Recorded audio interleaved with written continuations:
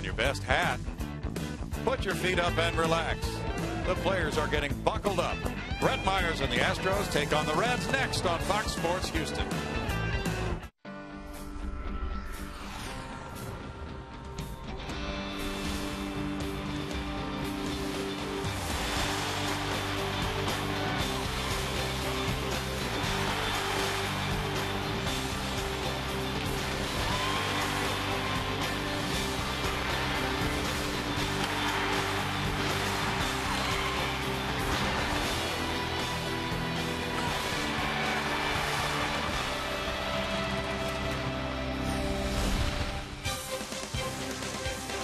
Live from Minute Maid Park in Houston, Texas, Fox Sports Houston brings you Houston Astros baseball. Tonight it's game 2 of this 3-game series with the Astros meeting the Cincinnati Reds.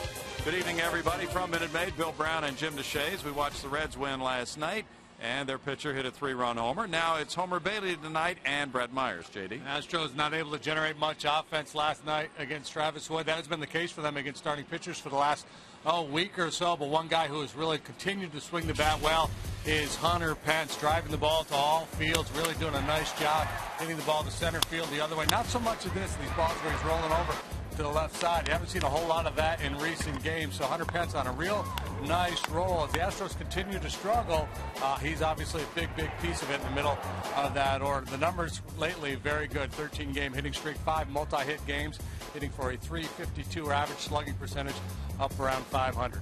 Triple and a homer last night for Hunter.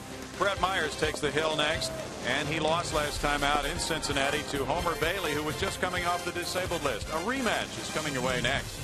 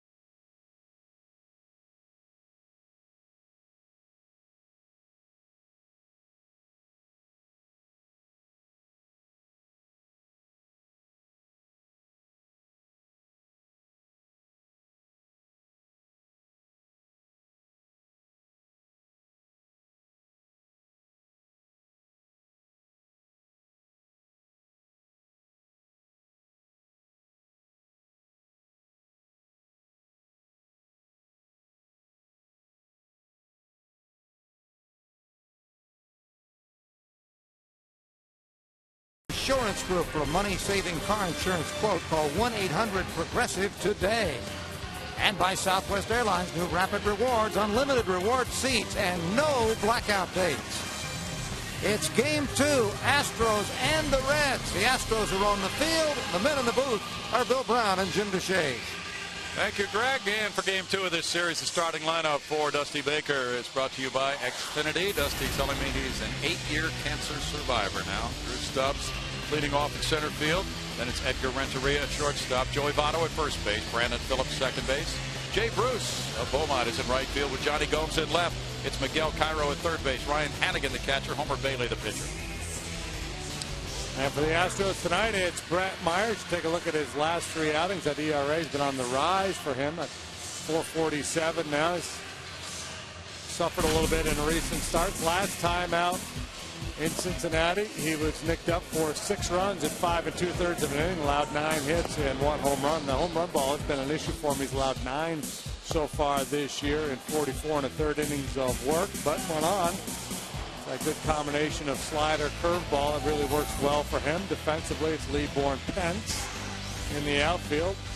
Johnson, Sanchez, Hall, Wallace on the infield, and Quintero is the catcher. Stubbs ready to go. So is Myers. Stubbs at 269 with 6 homers, has driven in 19, had a couple of hits and drove in a run last night. Myers delivers, and there's strike 1. Big Tim McClellan, the crew chief, rings it up. He's calling the balls and strikes. Stubbs is 4th in the league in steals in addition to those numbers you see. This Reds club, they've got a lot of power. They also have plenty of speed, so they can beat you a couple of different ways. Like Stubbs and Phillips and Jay Bruce can steal it back for them. They hit a lot of home runs too. That went foul back, and it's 1-2. Ironically, Stubbs, even though he's the leadoff man right now, leads the club and runs batted in.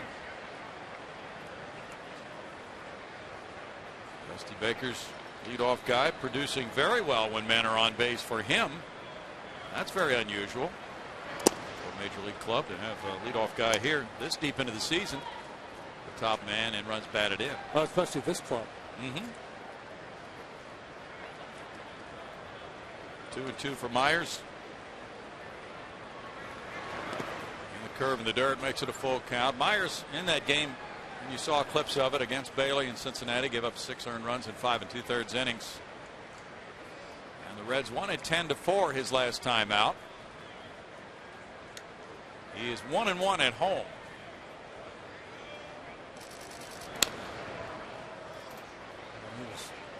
So good here in this ballpark last year, and in an Astros uniform, he's only lost once at Minute Maid Park. Got off to a great start this year, and just recently starting to scuffle a little bit. And there's a leadoff walk. Stubbs throwing his 17th base on balls. And he has 11 steals in 12 tries. Edgar Renteria is a fixture the last week at shortstop with the ankle injury to Paul Yanish. Paul hoping to play tomorrow. 286 for Renteria. No homers. He's driven in 8. Renteria has very good career numbers against Myers. And 0 for 4 with a walk last night, but he has been ripping it against the Astros last year and this. That's ball 1 to the veteran shortstop from Columbia. Let me see here. Renteria, 21 out of 46. That's a 457 batting average off Myers, and obviously that's a whole lot of at-bats for one man against another. Couple home runs.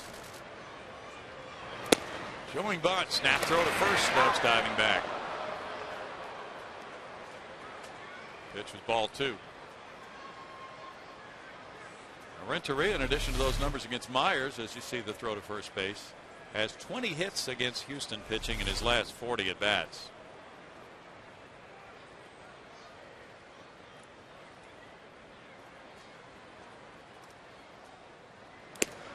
Now he works the count to 3-0 with Votto on deck. The Reds only a game out of first. They've won 5 of 6. They're 3-1 on this road trip. Votto had the night off last night for the first time this year.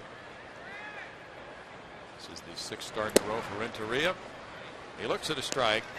3-1. We talked a lot last year in this about Myers and his ability to give the Astros at least 6 innings when he goes to the hill. He does it just about every time, and one of the reasons why he's been able to do that is he's been efficient early. not one of those starting pitchers that goes out and really struggles to find his release point in the first couple of innings. Usually pretty darn good out of the gate.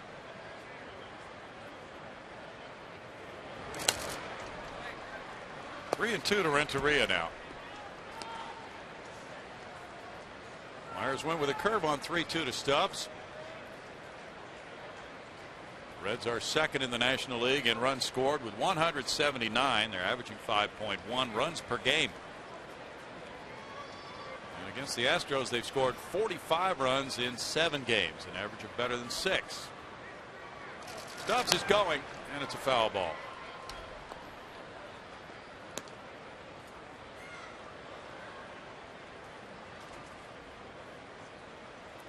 Renteria does not run, very well. He used to run pretty darn good, but he hits it on the ground. He's a solid double play candidate. So Dusty Baker's going to start a runner here, and especially when you got a guy like Stubbs, who even with the swing and miss has got a good chance of stealing the bag.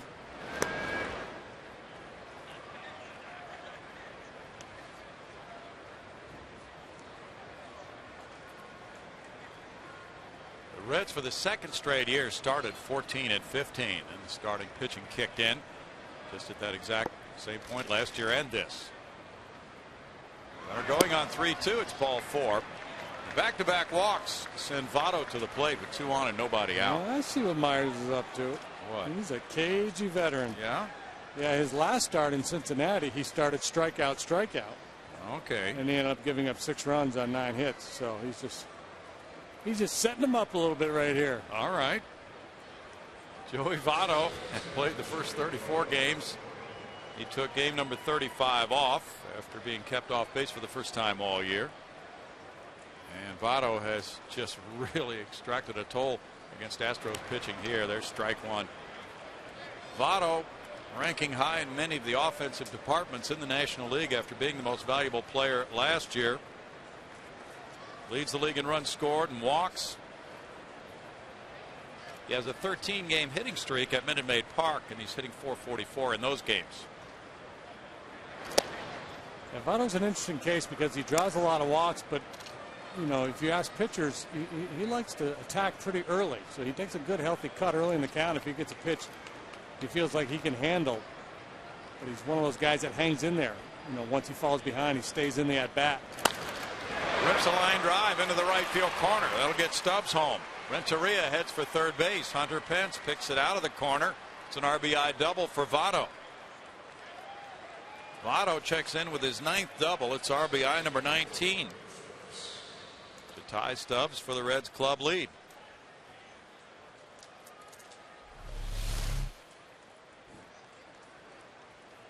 Trying to throw a slider under the hands a little bit, and Votto clears the hips and pulls the bat head through.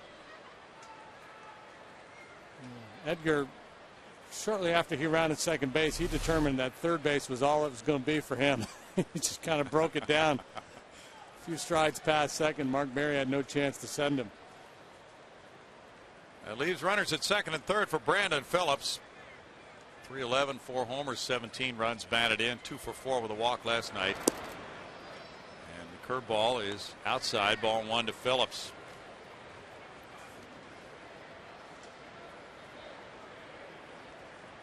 Myers is 3 and 4 in his career against the Reds with a 4.46 earned run average.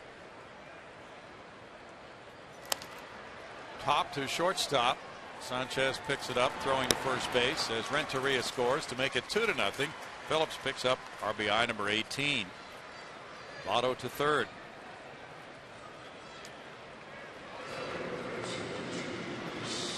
2-0 Reds with Jay Bruce batting now. The infielders move in. Familiarity on the side of the Reds here as Myers makes his 5th start against Cincinnati this year and twice last year, twice already this year. 7 homers for Jay Bruce to lead the club. He looks at ball 1. Jay was 0 for 4 with a walk last night. He's 5 for 14 against Myers.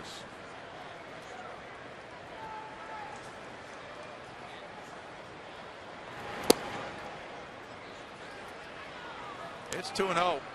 Well, Myers has fallen behind the hitters consistently in this inning. He had back-to-back walks, double to Votto, ground out to Phillips. Now trying to get Bruce from behind. 2-0 in the count. Gomes on deck.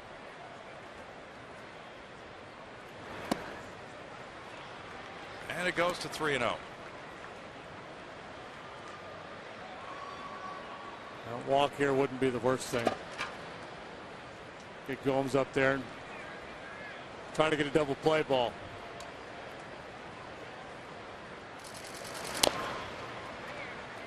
Three balls, one strike as Jay Bruce got the green light and fouled it. Jay had the game winner in the 9th inning in Cincinnati a few days ago against the Astros. He's one of 3 Reds to have 60 homers in the first 3 full seasons with the Reds. High drive to right field. That's going to go well up into the seats for a 2-run shot for Jay Bruce. Number 8 of the season for Bruce, and it's 4-0. Mulligan, do-over. It's the 10th home run Brett has allowed this year. Half the total that he allowed all of last year in 220-some innings. The 11th career long ball for Bruce against Houston pitching. The Reds get their 42nd of the year. They lead the league in homers. Bruce, who's kept off the board last night. See, that's, and I talked about the familiarity. Watch Bruce. To me, it looks like he's looking in. He's looking for that slider in after the 3-0 fastball. Probably figured Myers wouldn't come with another heater, but was ready for that slider moving in on him. That's a home run stroke right there, boy. Well, he and another Beaumont native, Frank Robinson, as well as Adam Dunn, the only Reds to put together their first 3 full seasons with 60 homers or more. Now it's Johnny Gomes. Strike 1 to Gomes, a 182 hitter with 6 homers, 17 driven in. 4 runs on 2 hits for the Reds. Foul back, and it's no balls, 2 strikes. Gomes 0 for 1 last night as a pinch hitter.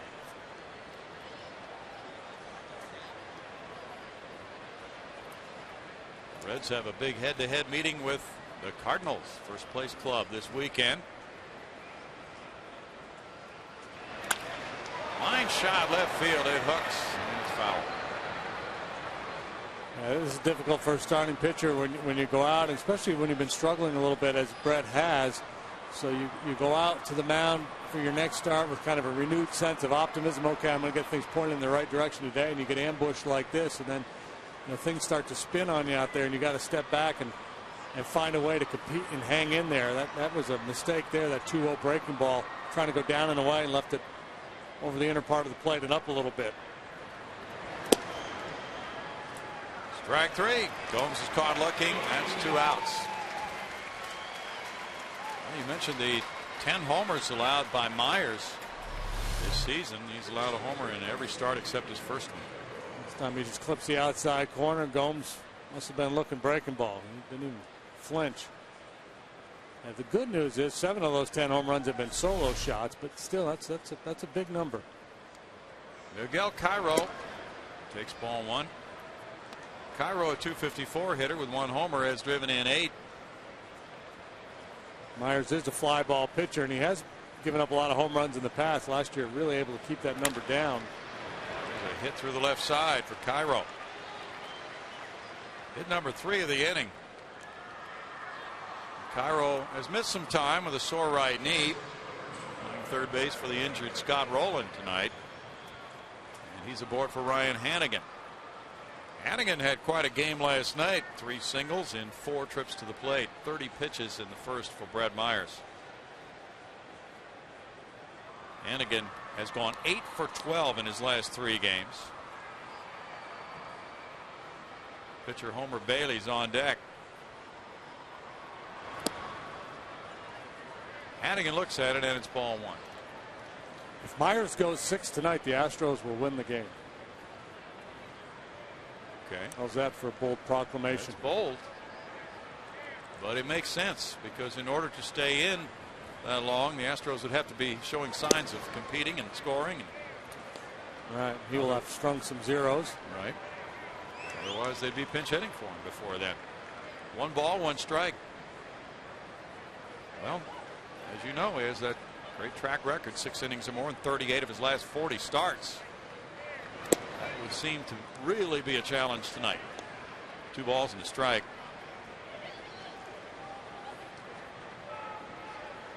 Since the beginning of last year, only Jared Weaver, Roy Halladay, and Felix Hernandez have more 6-inning starts than Myers.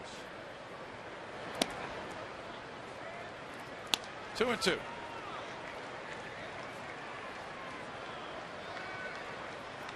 Last night, Anuri Rodriguez was tagged by the Reds for 5 runs on 8 hits in 5 innings. Cincinnati has really ruffled up some ERAs in the early going this season with this high-powered attack. A strikeout on Hannigan ends the 4-run Reds first on 3 hits. It's a 35-pitch inning for Brett Myers, and it's 4-0.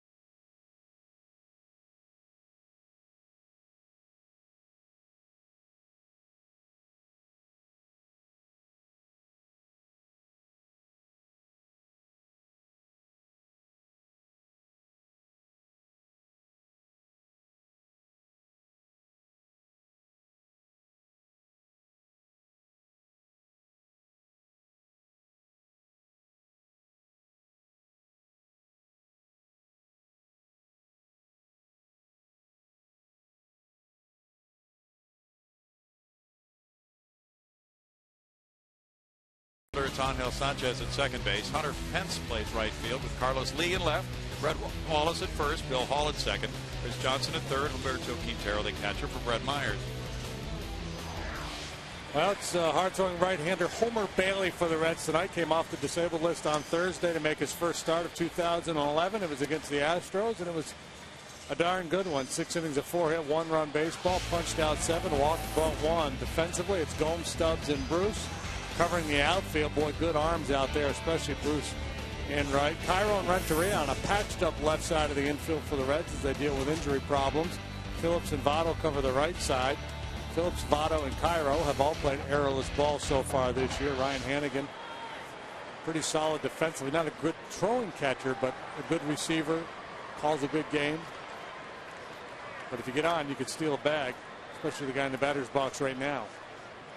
Michael Bourne 2 for 5 last night. Both hits came off lefties. It's ball 1 to Michael. 264 is his current average. He's driven in 7. He scored 24. That's tied for 7th in the National League. Third baseman Cairo in on the grass. Bailey gets a strike call. And it's a 1-1 count for the native of LaGrange, Texas. He probably has a lot of family and friends here for this game.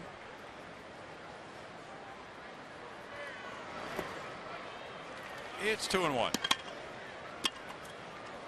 LaGrange is certainly within driving distance of Minute Maid Park. I've never been to LaGrange. It's on Highway 71, right? Not too far. Yeah. Yeah, I've seen LaGrange. It's actually. Haven't stopped there. Haven't stopped there. Okay. That's a strike call, and that count runs to 2 balls, 2 strikes. Homer Bailey is 25 years old. At LaGrange High School, he was 41-4 with a 0.98 ERA, and he won 2 state titles on those teams. It's 3-2. Last year he was 4-3 for the Reds. Was with them in 08, winless that year in 8 starts, and then in 09, 8-5. So for a lifetime record of 17-16, a 5.02 ERA, he takes the mound tonight for the 2nd time this season. Pitched very well against the Astros last time out in Cincinnati. That's chopped to Brandon Phillips, down on a knee. Now he gets up. 1 out. Like he lost his balance a little bit. Homer Bailey's the type of guy who's got that big arm and high expectations, and so far the numbers not all that good with that career ERA over 5, but still a young guy figuring things out. And there are a lot of people around the Cincinnati ball club that feel like he has turned the corner and could ultimately turn into the ace of this staff, and that's saying something. They've got some good arms over there. They really do. Phillips took care of that play. Now here's Angel Sanchez. He's had pinch hits in each of his last 2 games. That's strike 1 as he gets the call at shortstop tonight at 284 with 1 homer, 16 runs batted in for Angel.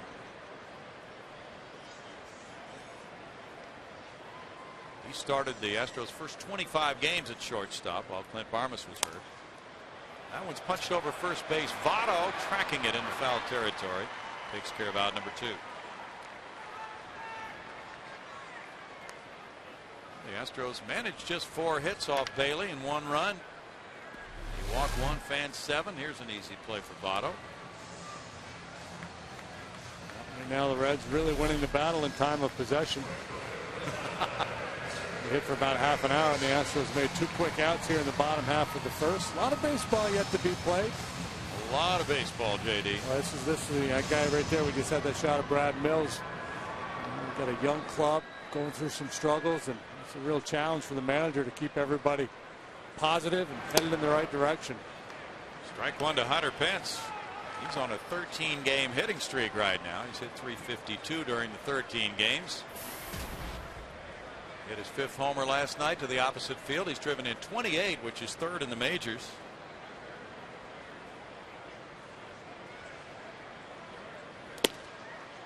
And that pitch is called a strike. It's 0-2. Hunter now has a 10-game hitting streak at home as well. Last night he got his 19th triple at Minute Maid Park. Club record belongs to Lance Berkman with 20.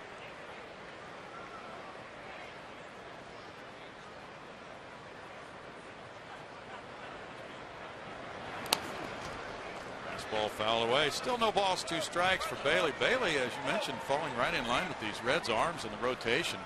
The last 6 starts for the Reds starting pitchers. They've gone 4-0 with a 1.70 earned run average.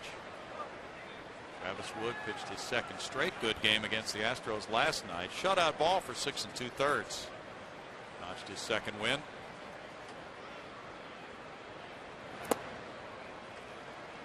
It's 1-2.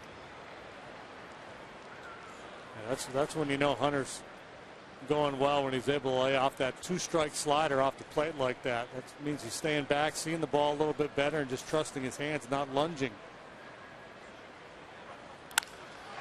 Hits that one toward center field. Caught by Stubbs. It's a 1-2-3 first for Bailey and a 4-0 lead for the Reds.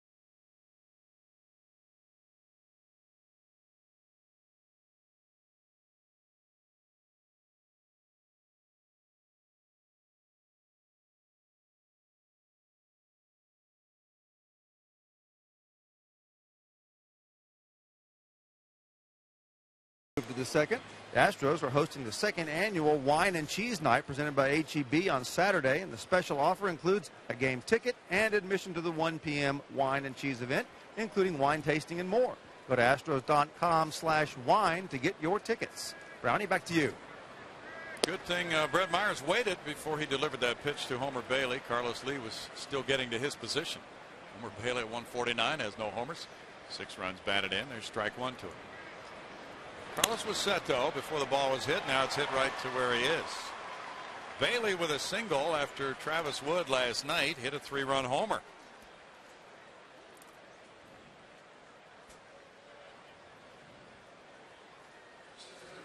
Dusty Baker's Reds pitchers has some good things happening when they're in the batter's box in this series. And Bailey's aboard for Stubbs. Stubbs walked in the first inning and came around to score. There's a new Astro in the bullpen tonight, Sergio Escalona. Poked on a line toward the right field line. That loops in for a hit. Hunter Pence comes over. And Bailey to second base on the opposite field single by Stubbs. It's first and second, nobody out. Our leaders of the game is brought to you by United. Proud to fly the Houston Astros. What do we have for you? Leaders of the game, Edgar Renteria and Scott Rowland are 2 of 9 active players with 100 or more career hits versus Houston. Ooh. Wow, that sounds like the lead into a trivia question. It could be. We'll have to find out later. Renteria walked in the first inning.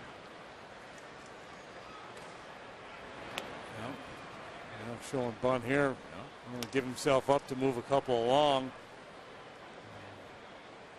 Or maybe just wanted to take a look at a pitch. With his success against Myers in the past, the way he's been swinging it, I don't know that I'd have him bunt, but got Joey Votto on deck, got a pitcher on the ropes. Bunt keeps you out of the double play. That grounder goes foul. Greg Lucas had some ideas about that statement that you just read. Greg? Well, he was actually right. JD, you were so perceptive. Our AT&T trivia question is, name the other 7. We have 100 career 100 hits. career hits. Active players. Active players. With 100. There's a whole bunch of them that are retired. Well, we'll start off in the division since that's most likely to be, but might be somebody who's been traded out of the division. This would be fun. This is a fun question. People can play along with us at home. I would guess Albert Pujols, but that may not be right. He's had an awful lot of hits. Yeah. Aramis Ramirez, been in the division a good long while. That's another good guess. He's done a lot of damage against the Astros too. Yep. Chipper Jones fella's been playing a long time, not in the division, but he's been playing since the 40s, seemingly. All right. You've not missed Chipper, one yet. You've not missed one yet.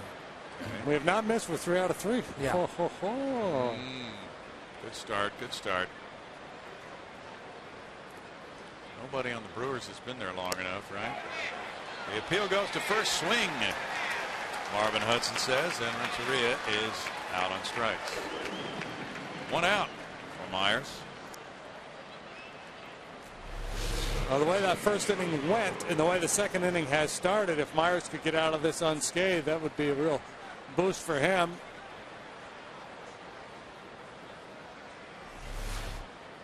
Joey Votto lined a run producing double to right field. Big cut on the curveball. Strike 1 to Votto. Votto hasn't been around long enough to have 100 hits against the Astros. No.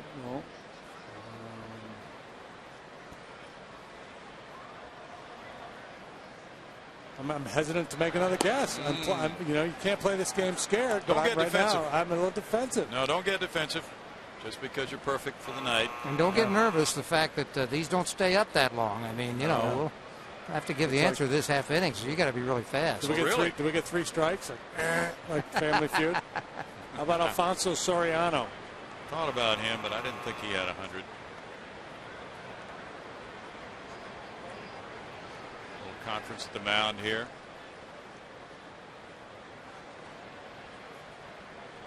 I'm just checking email, and no one has ventured a guess. Okay. See, the Pirates are too young a team. They don't have anybody who's been there long enough. 2 of the last 4 are first basemen. That might help you. Okay. It might not help us. Well,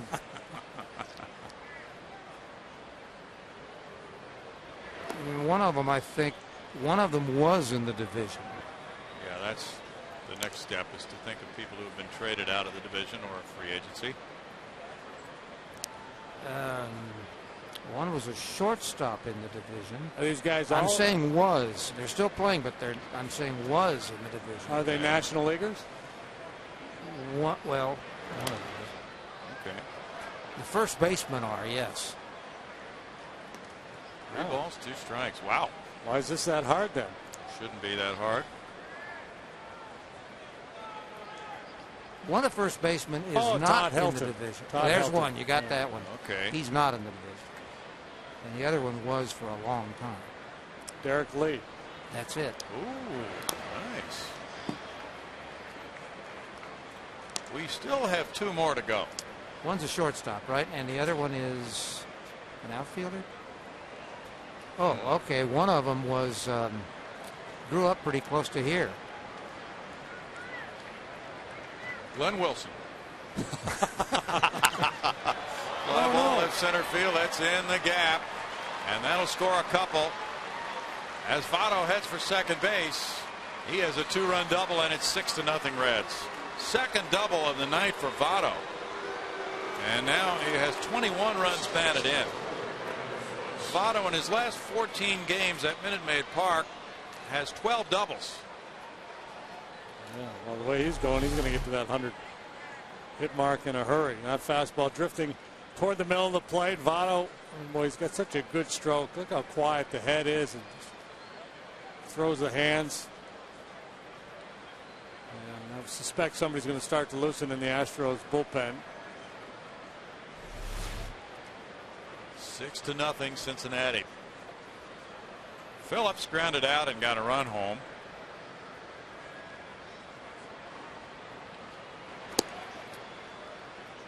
If you get 2 more on the trivia question, you will be over and done. All right. There are 2 more left. All right. I'm thinking. I'm kind of half thinking. I'm watching the game and thinking at the same time. That's dangerous. A lot of pressure. There's a lot going on in your head right now. Man, there's just not a whole lot of room up there either. As I say, you'll be over and done if you get 2 more. Adam Dunn. Oh, there you go. Adam Dunn. All right, now you got 1 left. This right. was the shortstop. Okay, he was a shortstop in the division. In the division. It's not Ryan Theriot. It's not J.J. Hardy. No. Fouled away. It's not Ozzie Smith. You should be able to get this in. Oh, Jack Wilson? Jack Wilson. Wow. That is impressive. Ah, sorry, Jack. How about Freddie Sanchez? Must be kind of close. He could be.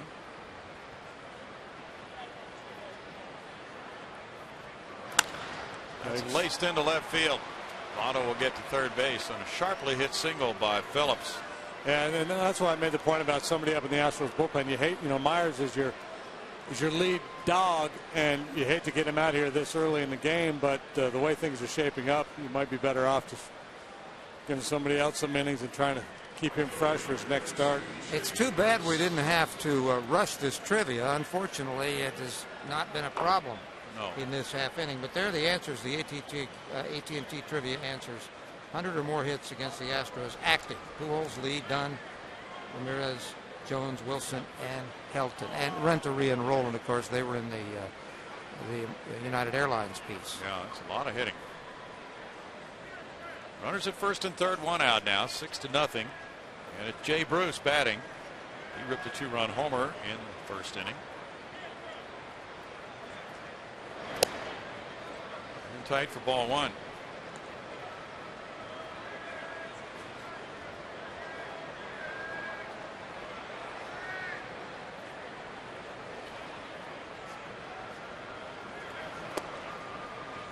It's 2 balls, no strikes. Sometimes as a starting pitcher, just not your day, and the manager may decide, as you indicated, JD, well, better off going ahead and getting him out. Yeah, and you hate to see, and you don't want to drop a 10 earned spot on a guy too that's done such good work for you. I mean, there are times where you're forced to. Your bullpen shot. Somebody's got to eat innings. Carlos Lee in for the catch. 2 outs.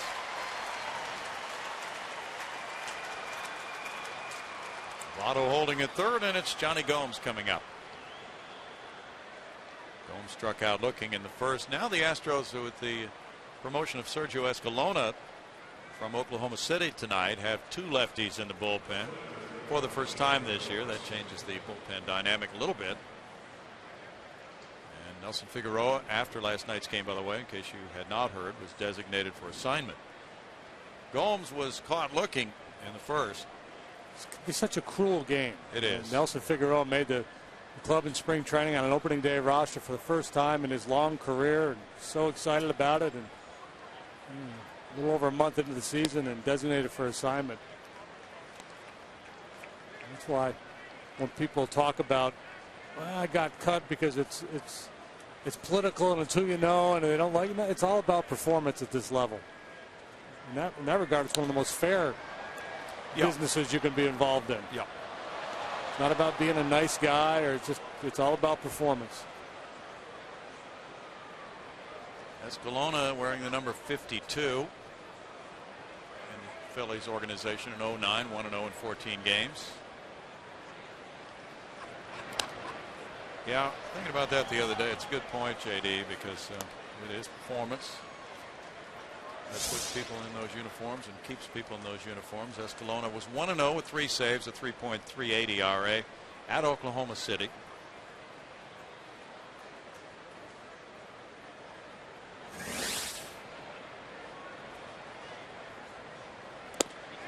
He started and he went. Tim McClellan rings him up for a strikeout. That's number 4 for Myers, but in between, the Reds have been battering away. 6 runs on 7 hits. They lead it 6-0.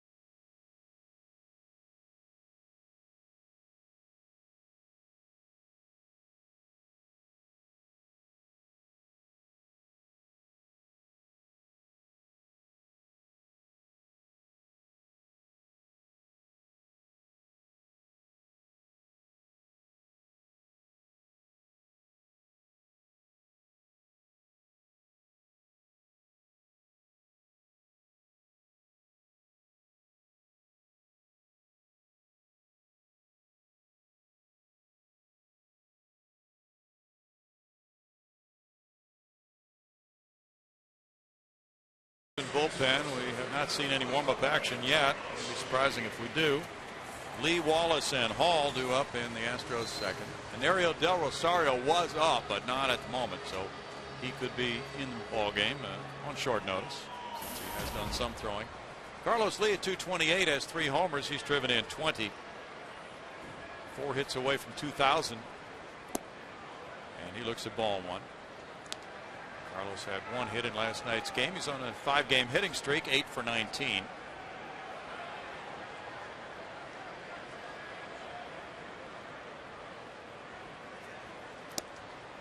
Bailey missed and fell behind 2 balls, no strikes with that pitch.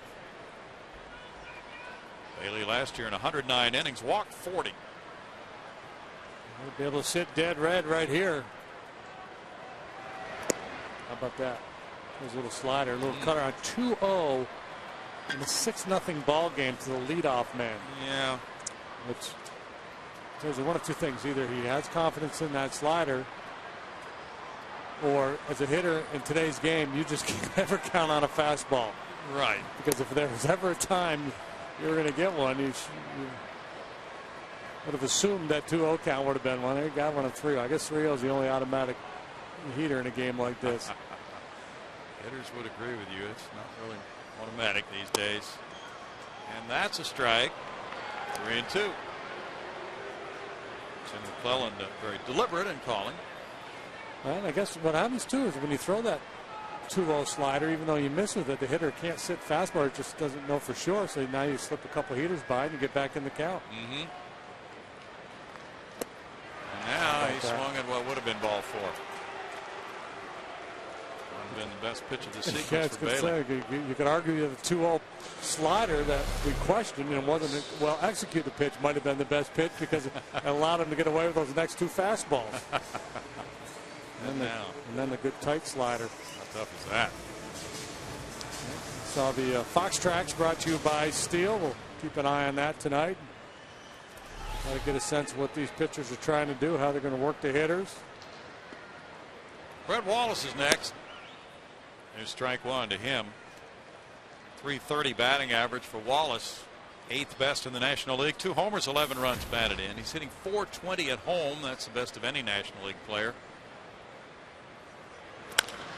Bouncer up the middle, slowly hit. Brandon Phillips has time.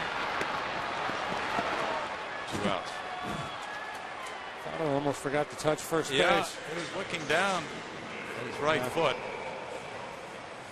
I had the day off yesterday and he forgot about that aspect of the game.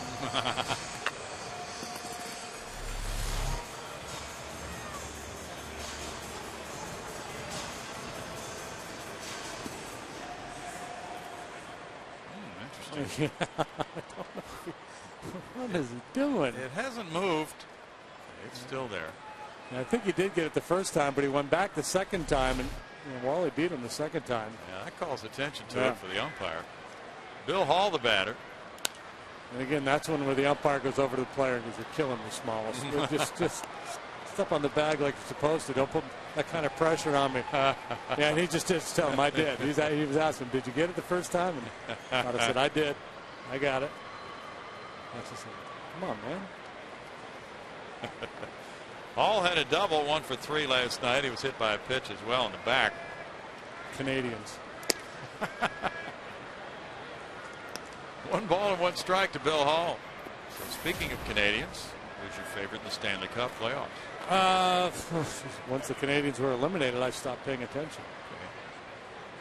I don't even know who's left. Vancouver. The Canucks. That's out into left center field. And caught by Gomes for a 1-2-3 second. Homer Bailey's perfect through 2. The Reds lead it 6-0.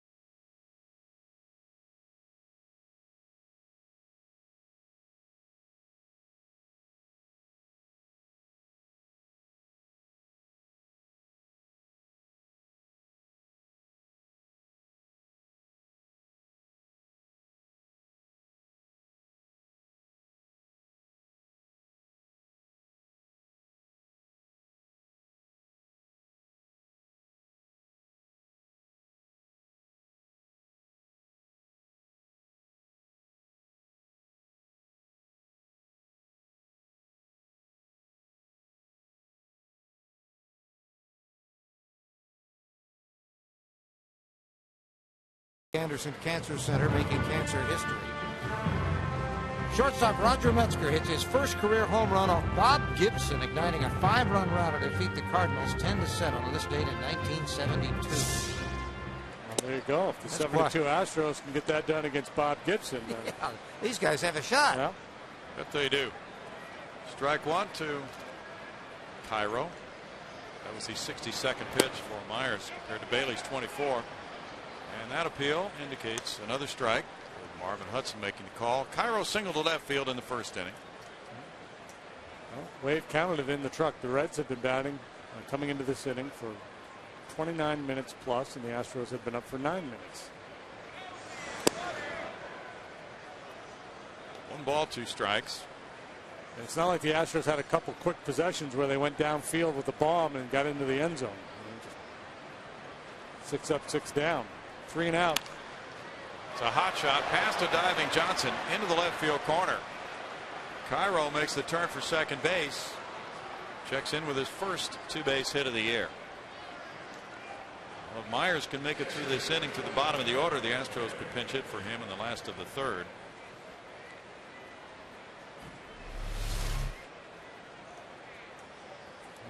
Sometimes you just run into a club that's feeling awfully good about things and getting real good swings, and no matter what you throw up there, they seem to find a hole. And it's not like these hits have been cheap. Hannigan. That's a ball 1. He struck out in the first inning. No, they've hit a number of balls very well in this game.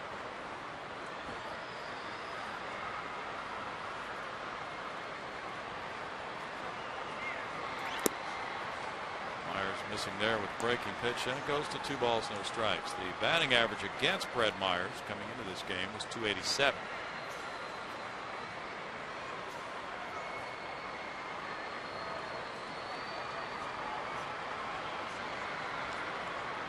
Pitcher Homer Bailey's on deck.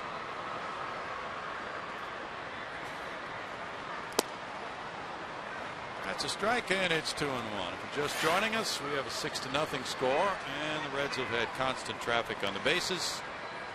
There you see the breakdown. 6 runs on 8 hits, 2 walks to start the ball game, got things rolling for the Reds. Walk, double, home run all in that first inning. 3 balls and a strike. They are ready to hit. Who's got their helmet on, got their bat in their hands, and lined up. Sharks. That's high to left field. Carlos Lee a little bit over toward the line. The handle out, number 1. You didn't miss that one by much. Nope. Homer Bailey is next. He singled to start the second inning and came around to score on the 2-run double by Votto. These are the situations where Myers has been at his best. Runners in scoring position, opposing hitters hitting just .227 against him so far this year. That was kind of the storyline last year too for him. Give up, a fair number of hits, but he didn't panic in jams. He was able to work his way out of tight situations all summer long.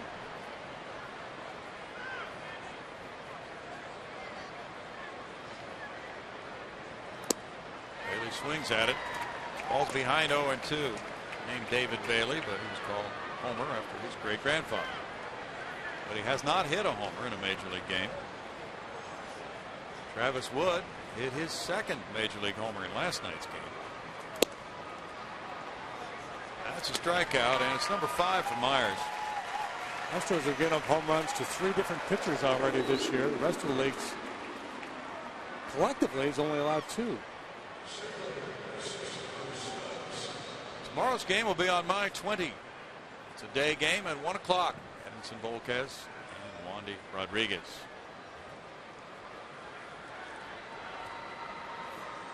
These two teams will have met 9 times in the first 37 games of the Astros by the end of tomorrow. It's a heavy dose of Houston Cincinnati on the early portion of the schedule. Strike to Stubbs. Walk and a run scored, a single and a run scored for Stubbs. It's no balls, 2 strikes. Myers has thrown 73 pitches, 46 of them strikes.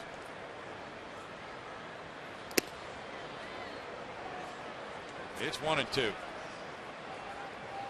Thursday's a day off for the Astros. The Mets are in Friday night back on FS Houston. Friday night, Astros live at 6:30. Bud Norris and Dylan G. It's 2-2. It sounds like a nickname, Dylan G. It does. What's his real name? Dylan G. G-E-E. Yeah. Saturday at 3:05. It's Jay Happ and R.A. Dickey on FS Houston. We'll go to the 3:05 start. It's our first one of those, isn't it, this year?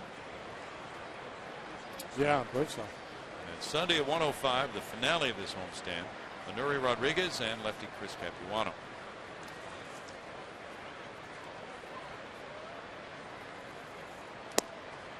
That is strike 3. Have to wait for it to unfold. It's no runs ahead. And a man stranded. It is 6-0 Cincinnati.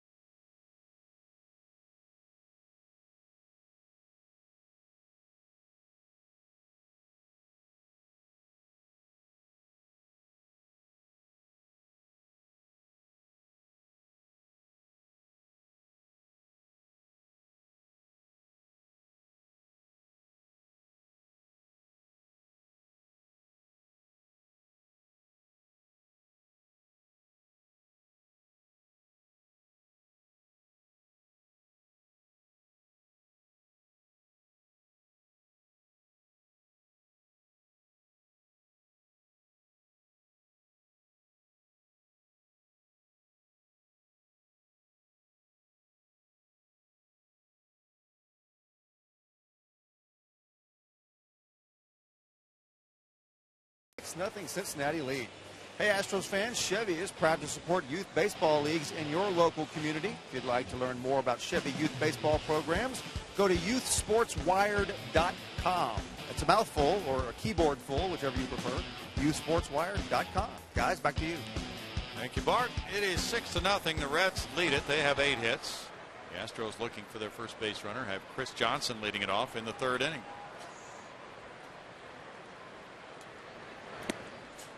Bailey misses, and it's 1 ball, no strikes. CJ 0 for 4 last night. He lined out in the 7th inning, second base on a well hit ball. Got a chance to win the inning here, Browning. Yep. Go for it. That's a liner over first base, foul. Chris Johnson provide a little pop on the last road trip. Got Mike Leake in Cincinnati. And then in Pittsburgh on Mother's Day with the pick bat. Got to believe I'm breaking out the pick bat again after that. Yeah. Put that up. Good point. Mom's probably got it, though. Yeah. This fly ball is headed for the left fielder, Gomes. When is the Chris Johnson bobblehead? This weekend, right? With the pink bat? I think you are correct, sir. That's 7 straight outs for Bailey. And now he'll move on to face Humberto Quintero, the number 8 hitter. The Reds are hanging in there, even though they were a game under 500 during the Astros series, until they could get Bailey back in the rotation, and that's going well for them so far. Bailey back, got Cueto back. Yeah. 256 for Q. I was talking to Billy Hatcher before the game, and he was telling me they got some good young pitchers down in the minor leagues as well, so he feels like they've got tremendous depth. So if they need another starter or some bullpen help, they're in pretty good shape. Maybe a trade chip or two. Liner to left. Gomes is going back. And up, and wow! What a catch by Gomes. Not the best route, but ultimately a nice catch as he was fooled by that ball. Ball had a lot of carry off the bat of Quintero. Had good backspin. Gomes initially fooled by it. Ultimately spins back the other way. Hauls it in. Now Brett Myers staying in the bat. Looks at ball one. Well, the way he threw the ball last inning, last couple of hitters in particular, he may have convinced Brad Mills to let him stay in this game, both with a little lobby job, but also the way he threw the ball. It's 2-0 to Myers.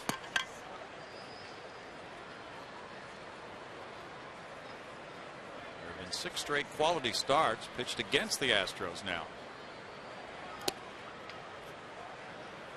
2 balls and a strike. In the last 6 games, starting pitchers against Houston have gone 4-0 with a 1.14 ERA. They've given up either no runs or 1 run in 5 of the last 6. Now back, and it's 2 balls, 2 strikes to Myers.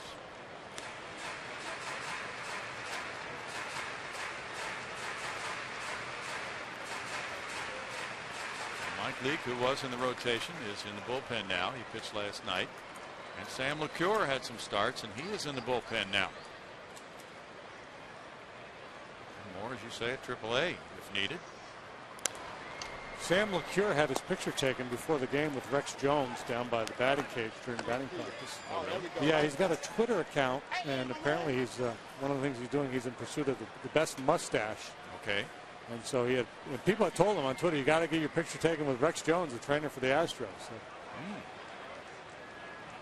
What an honor for Rex. Yeah, I think Rex is feeling pretty good about that. We'll there have it to is. See where he ranks when all is said and done. Mustache department. Yeah, and I don't know if this is just baseball personnel only, or it's sitting there as that guy. Boy, if Sam ever got a hold of him, it'd be all she wrote. We could set that up. Looped into right field, and there is a little single. The first Astro base runner aboard on the 4th hit of the year for Brett Myers.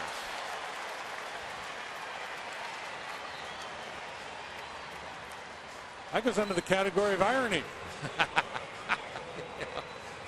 That's 4 hits. Jay Happ the leader with 5. Bailey willing to pump a fastball right through the middle, and Myers just pushes it into shallow right field.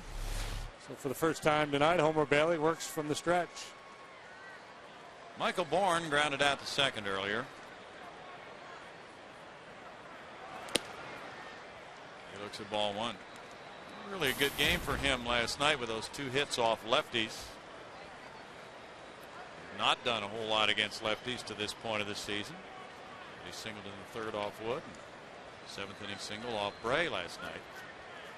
Yeah, especially off Bray, because he's got that funky, herky-jerky delivery. That's really tough. 1-1 for Michael. He's a .251 career hitter against Cincinnati. Angel Sanchez is on deck.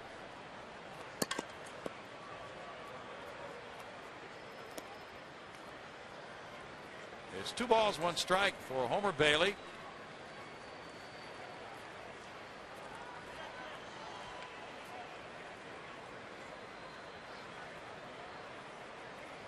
Reds have 18 quality starts from their rotation.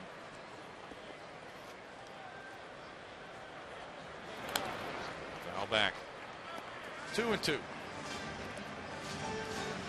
Fastball of Homer Bailey sitting at about 92, 93 miles an hour consistently, and if need be, he could probably find a little more than that too. And it's nice and easy coming out of his hand. It's relatively effortless delivery.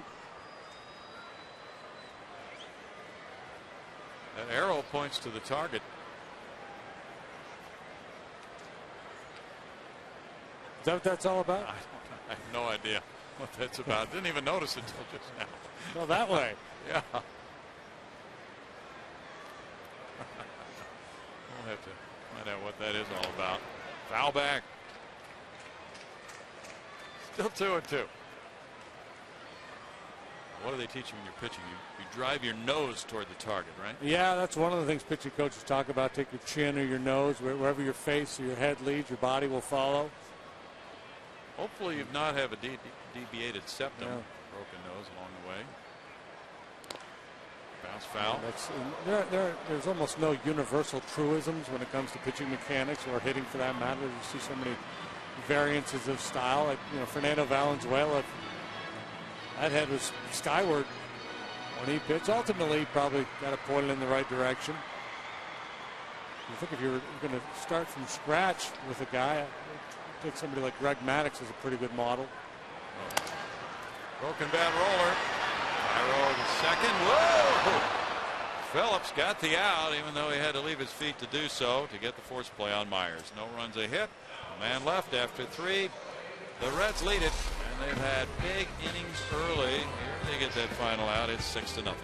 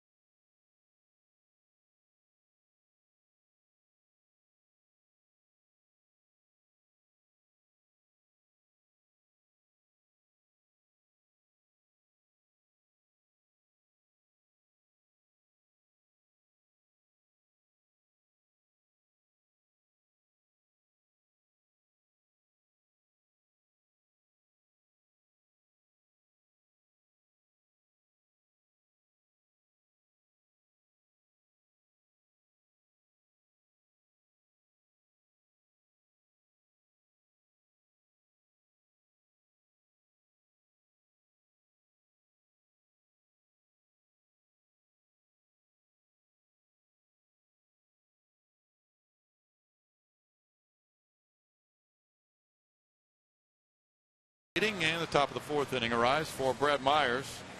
He had a very rough first. He walked the first 2 batters. Then Votto had an RBI double. A ground out by Phillips brought in a second run. 2-run homer from Bruce made it a 4-run first. Then 2 more runners crossed the plate in the second on another double by Votto, who has a pair of doubles, and 3 runs batted in. And Votto will come up second in this inning as Renteria leads it off. He's walked and struck out. Renteria, one of those veteran shortstops who's been in a lot of good spots in his career, but he also has really played well. Now in the backup role for Paul Janisch. And this one goes over shortstop. Carlos Lee in left center. 1 pitch, 1 out here for Myers.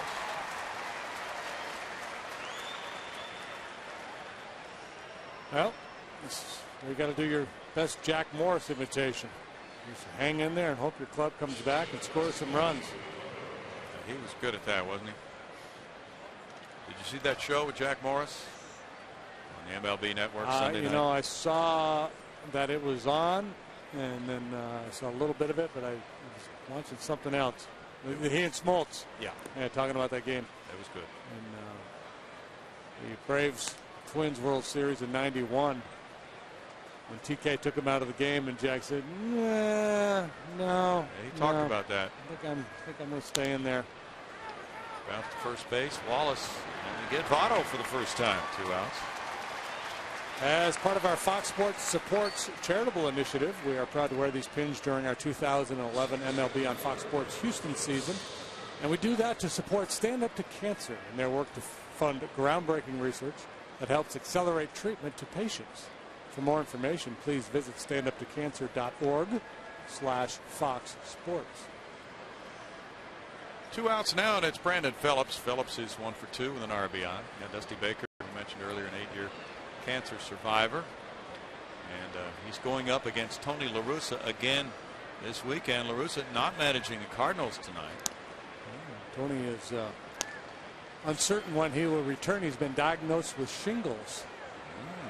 He's at the Mayo Clinic in Phoenix. That's very painful. Joe Patini currently managing the Cardinals. First they thought it was conjunctivitis. Fly ball, right field corner. Hunter Pence churning back there and gets there. And it's just foul. It's a 5-pitch 4th inning for Brad Myers.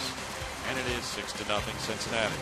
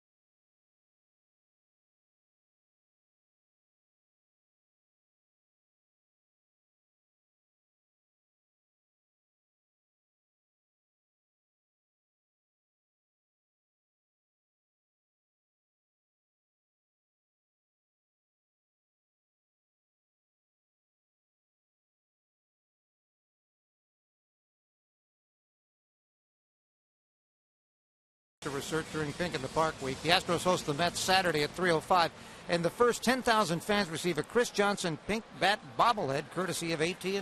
There it is. Visit Astros.com for tickets. That's what we were talking about. Thank you, Greg. And it's 6-0 here as Homer Bailey delivers ball 1.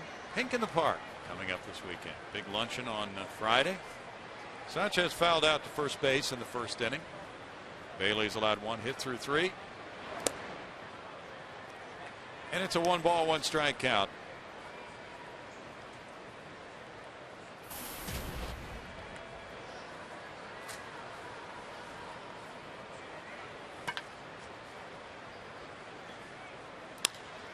It's a fly ball to center field. Drew Stubbs almost in his tracks. 1 out.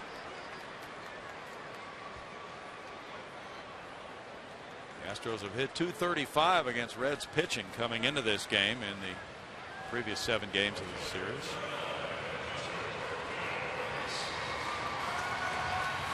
With 1 down, it's Hunter Pence. He hit the fly ball to center in the first. Hunter's done a lot of damage against the Reds over the year. You talked about Wallace's home batting average. Hunter hitting for a high average here at Minute Maid Park as well. He gets a big curveball and takes it for ball 1. Happy birthday to Gene Dias. Heads up the Astros media relations department.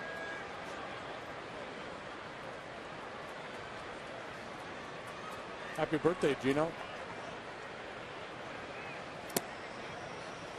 Hard-working fellow.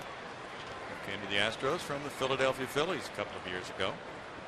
For a player to be named later. Stephen Grand on the left will be making the next trip. On his right, on our right. Your right as you watch at home. Bob Ford. Bob Ford. Voice of Minute Maid Park. Yeah. So known as the voice of God. Big booming. That's true.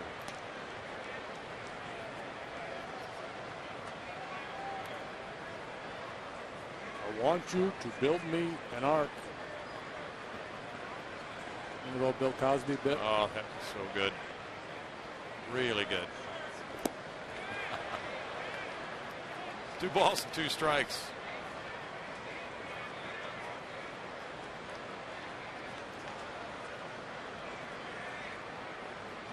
Homer Bailey, just 25 years old. Let's have a youthful starting rotation.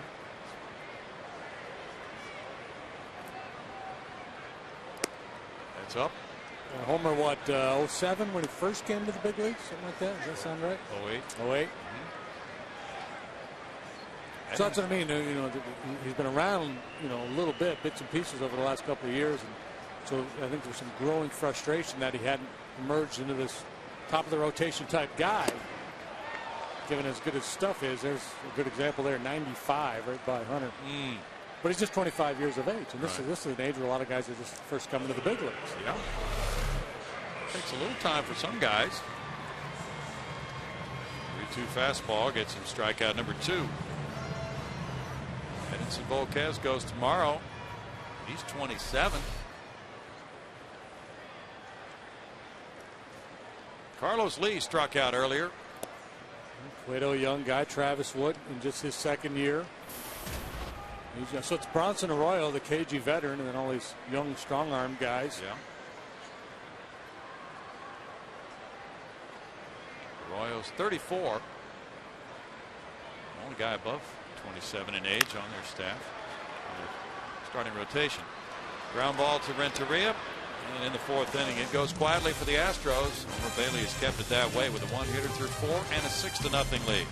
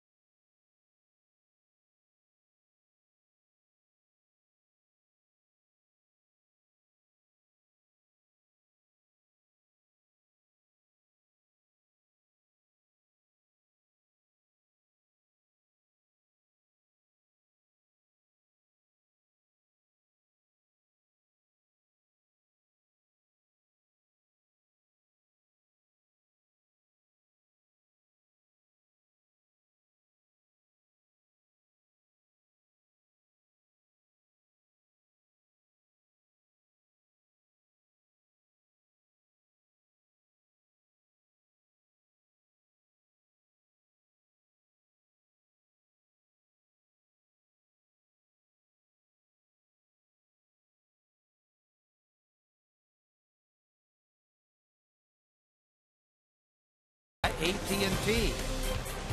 Jack in the Box, where you can get anything on the menu any time of day. And by Sony Pictures Priest in 3 days. Let's go upstairs to Bill Brown and Jim DeShays. They are here right now. Thank you, Greg. And it's Jay Bruce who's the present danger for Brad Myers. It's 6-0. That's strike 1 to Bruce. He ripped a 2-run homer and he hit a fly ball to left. This man has thunder in his bat. Nice uppercut swing. He missed with that one. No balls, 2 strikes. You see a left-handed power hitter with that little bit of an uppercut swing. Generally, you think you can beat him upstairs, but we've seen him get to some balls, high fastballs that other lefty sluggers don't get to. Myers is able to sink that one and get strikeout number 7. Strange game for Brad Myers. Sure is. You know, his last couple innings has been really sharp, not just with his stuff, but his location. Good change up there. I know he's thinking, man, I wish I could get that first inning back. Yeah. Johnny Gomes comes up. Gomes has whiffed both times against Myers. Jammed on this one, and that's a little flare. Hunter Pence lays out for it. It's a hit. And he really gave it an all-out effort, but Gomes is in with a single. 1 for 3 now. Yeah, great effort by Pence, leaving his feet, trying to make a shoestring catch, and then the ability to trap it at least, not let it roll all the way to the corner where Gomes would have probably made third base. It looked like it hit a backside of his glove there. Yeah, it did. Miguel Cairo has a couple of hits, a single to left and a double to left. Hunter Pence gives that all-out effort all the time. Doesn't matter the score of the game. There's ball 1.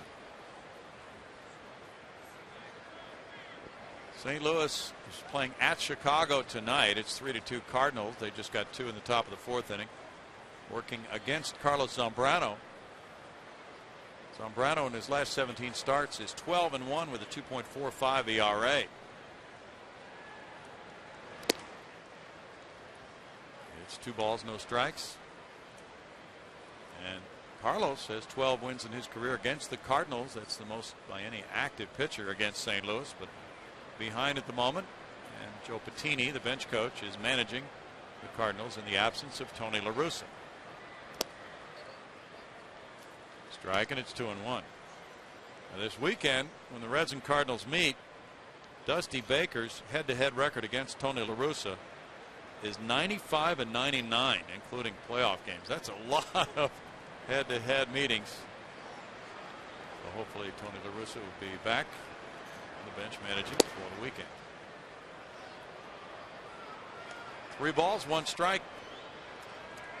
Now this division, you know, a lot of people love the Reds based on what they did last year, and here they are only a game behind front-running St. Louis right now, but don't count out Milwaukee, as JD's been telling us.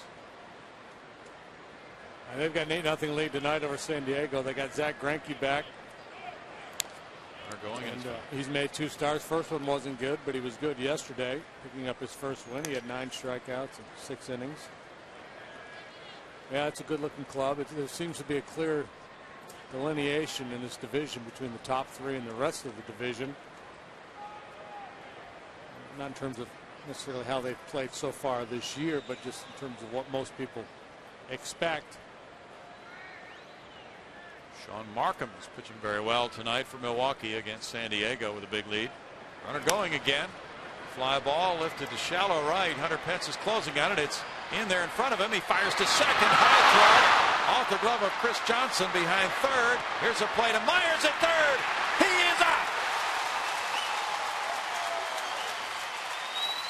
Johnny Gomes was gunned down. Hannigan into second base on that little pop fly hit in front of Hunter Pence. Hunter was trying to get the force at second on Gomes. Yeah, what an adventure for Johnny Gomes on the bases. He's running with the pitch, a little pop up in the shallow right, so he has to settle back in between first and second with a chance to go either way depending on whether that ball fell or not. And then he gets new life when Hunter's throw sails over second base, and then instead of just counting his blessings and staying at second, he got a little out of control and went for third. Good hustle by Chris Johnson there. An intentional walk ordered here. He just does that belly flop into third. Hannigan is being put on to get to the pitcher Bailey. And CJ got a glove on it as he was stretching and then quickly tracked it down, and Myers alertly covered third to take his throw, which was a quick hard throw right on target for the out. That's hit number 10 for the Reds. Cairo getting that pop fly single. Not see an error on the board, allowing for that advancement. Hannigan the second, so no error on the play.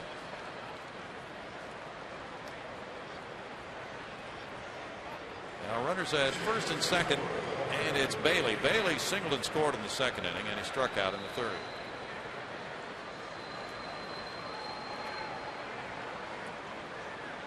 Brewers are really touching up Clayton Richard of San Diego. High ball to center. Michael Bourne backing. And it's no runs, 2 hits, 2 men stranded. A wild and crazy play, part of this scoreless inning, as Hunter had a shot at a force out at second, fired it too high and wide of the mark. Then CJ tracked it down off his glove, got it to Myers for the tag on Gomes.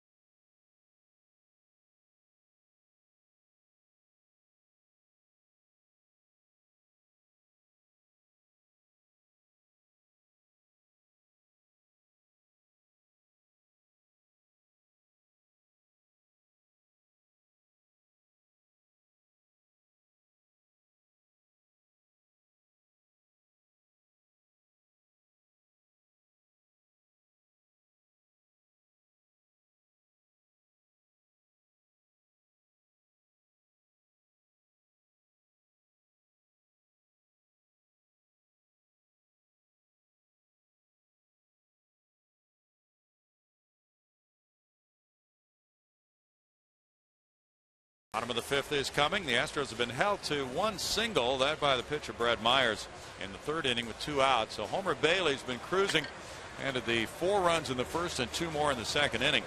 The Astros have Wallace, Hall, and Johnson try to rough him up here in the home fifth.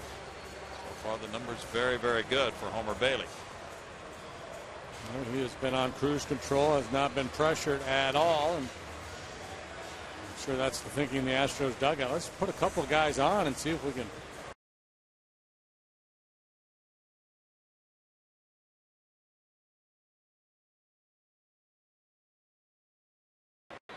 Finally left the game in the 7th, but pitched an outstanding ball game. And the Astros got 1 run in the 8th on a Pence homer. Now Brett Wallace, who rolled out to second earlier, takes a look at ball 1.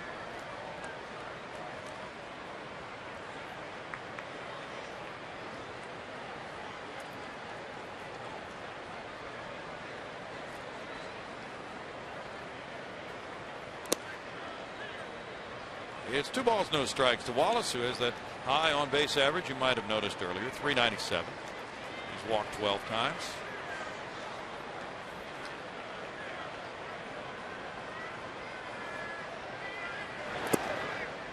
And it is 3 balls, no strikes. And Bailey showing an unwillingness to give in a hitter's count, even with this comfortable lead. Absolutely. He came after Hunter Pence on a 3-2 crisp fastball, but avoided that approach with most of the hitters. You know, because he has thrown the breaking ball in these hitter counts, the hitter can't sit fastball 3-2. If you can't sit fastball 2-0, 3-0, you can't sit on a fastball 3-2. Liner to left, a hit for Wallace. I shouldn't say you can't. You always can. You're just less inclined to. Right. You're just, not as comfortable thinking I'm going to get a heater for sure here.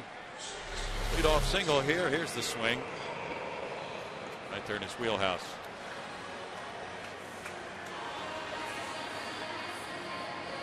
Wallace is aboard for Bill Hall. That's a start. Hall hit a fly ball to left in the second inning. Chris Carpenter is pitching for the Cardinals tonight in Chicago with a 3-2 lead in the 5th inning against Carlos Zambrano.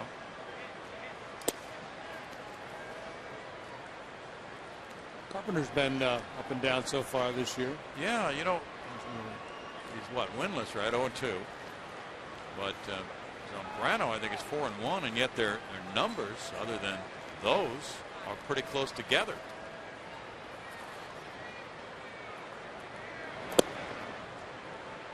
Strike makes it 1 ball, 1 strike. One loss record, probably the worst way to judge the starting pitcher. Absolutely. That's not where you want to start.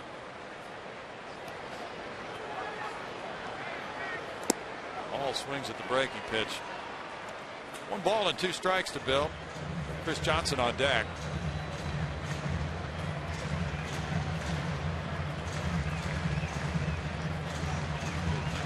Hot outside. Like we've been in a long drought here in Houston. Hot and dry.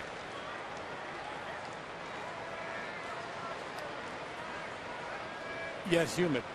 Yeah. That's a given. It sure is. 2 balls and 2 strikes.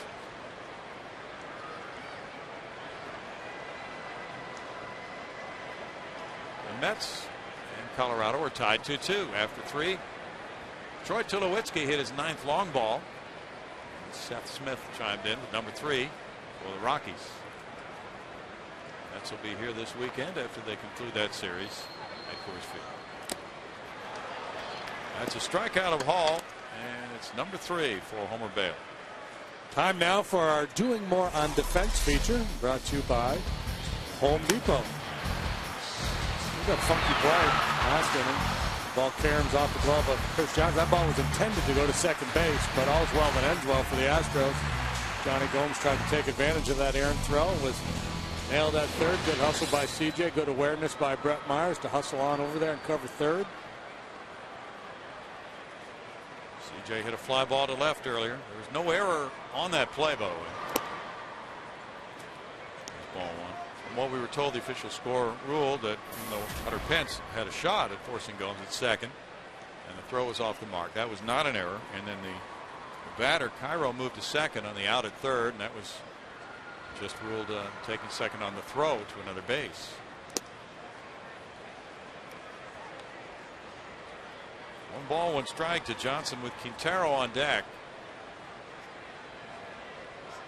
There's a delay in Minnesota with the Tigers leading the Twins 5-0 in the home 4th inning.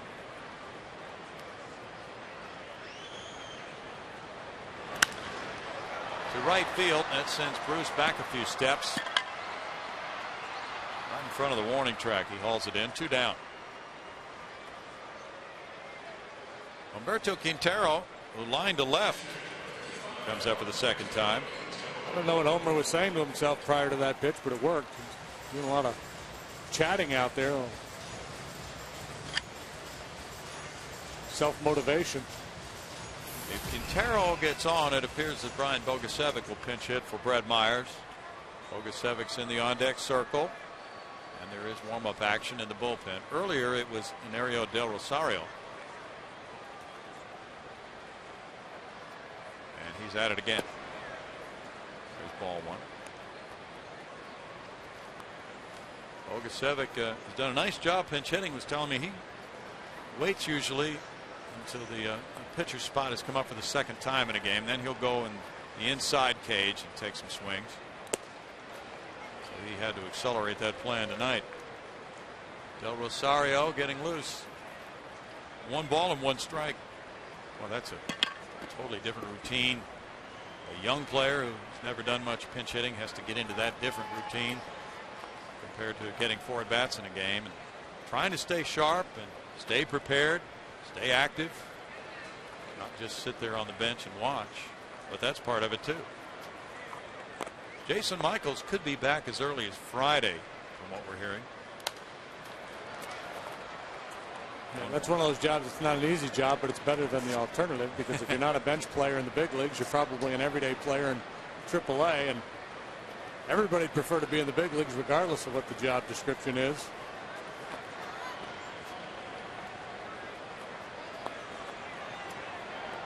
One and 2 to Quintero. It pays a lot better. Oh, yeah. Bouncer to third. Cairo backhands. And throws to Votto for the third out. No runs, a hit. A man stranded through 5. It is 6-0 Reds.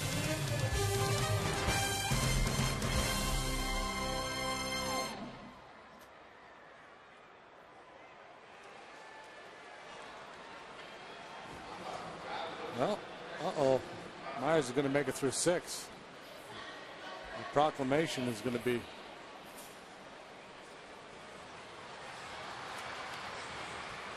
shot down.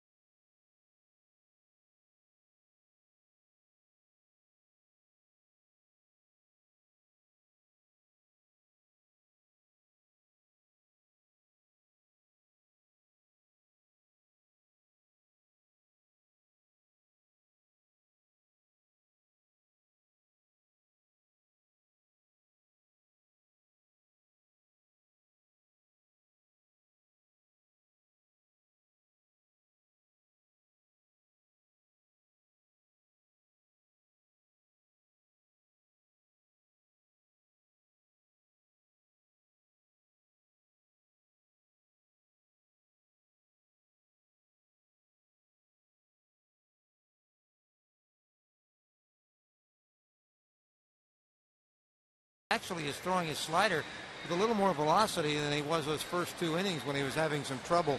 I was noting a couple of them at 82 in the first couple innings, and last half inning he threw one at 85. I don't know if that's one reason why he's been more successful, but one thing for sure, guys, being still out there has certainly helped the bullpen. That's for a darn sure.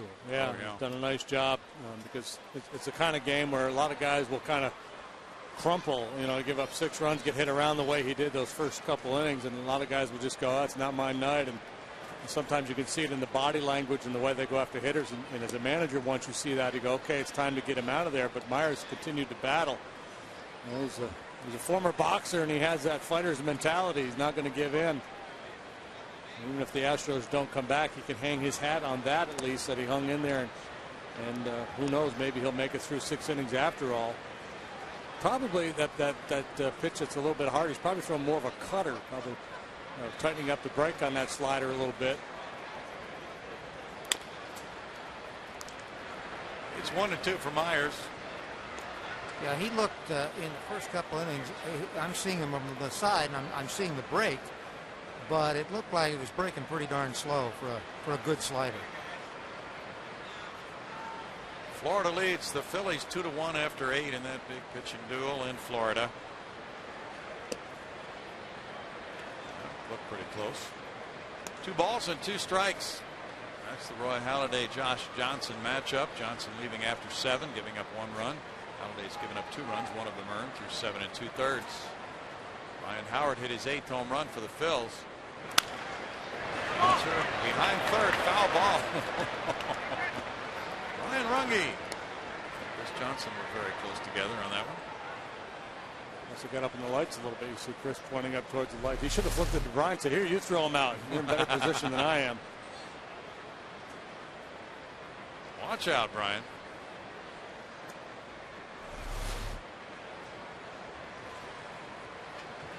Similar to the play where Chipper Jones got it. Yeah, that's true. See that pitch too. That little splitter. I guess it's a split finger pitch. He's getting some swings and misses, and that's been a nice weapon for him lately. So my proclamation that if Myers went 6, the Astros would win.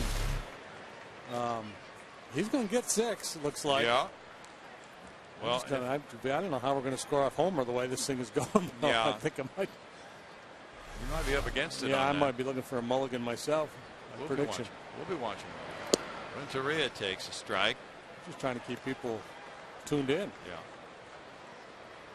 that Philly-Florida matchup, a rematch of the 1-0 perfect game for Roy Halladay against Josh Johnson last year. 1 ball, 1 strike, and it has almost lived up to that billing because both have pitched really well. But Josh Johnson so far getting his revenge as the game goes to the 9th, 2-1 Florida. Geez, I hope a whole bunch of people showed up to watch that. Yeah, that'd be nice, wouldn't it? 9 punch-outs for Halladay in 8 innings. 2 runs, 1 earned. 7 strikeouts for Johnson for 7. He left.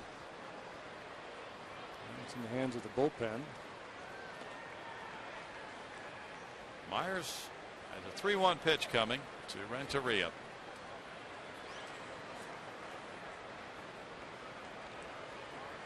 Tampa Bay 1, Cleveland 1. They're in the top of the 4th at Cleveland. Wow, that's a walk. That's number 4 for Myers, 1 intentional. A 2 to start the game. And then the intentional walk, and now this one as this fastball just misses the inside corner. You see it there, number 5 on our Fox tracks, excuse me, sliding off the inside part of the plate.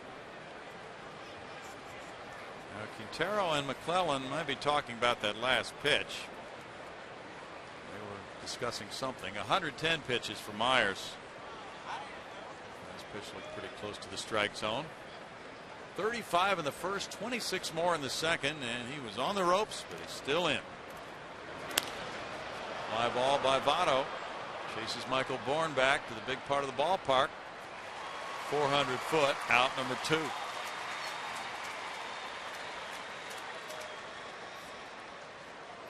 And Phillips will come up next. Phillips, just an outstanding defensive player. Bench coach Chris Spire was raving about him before the game tonight. And a good offensive player too, but he said he's just one of those second basemen who can do everything. Such a strong arm, tremendous range, fearless on the double play.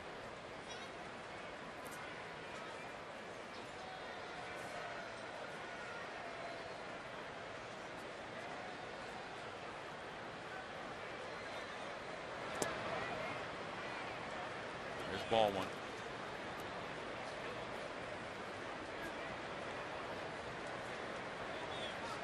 It's Toronto 5, Boston 4 at Rogers Center, top of the 7th inning.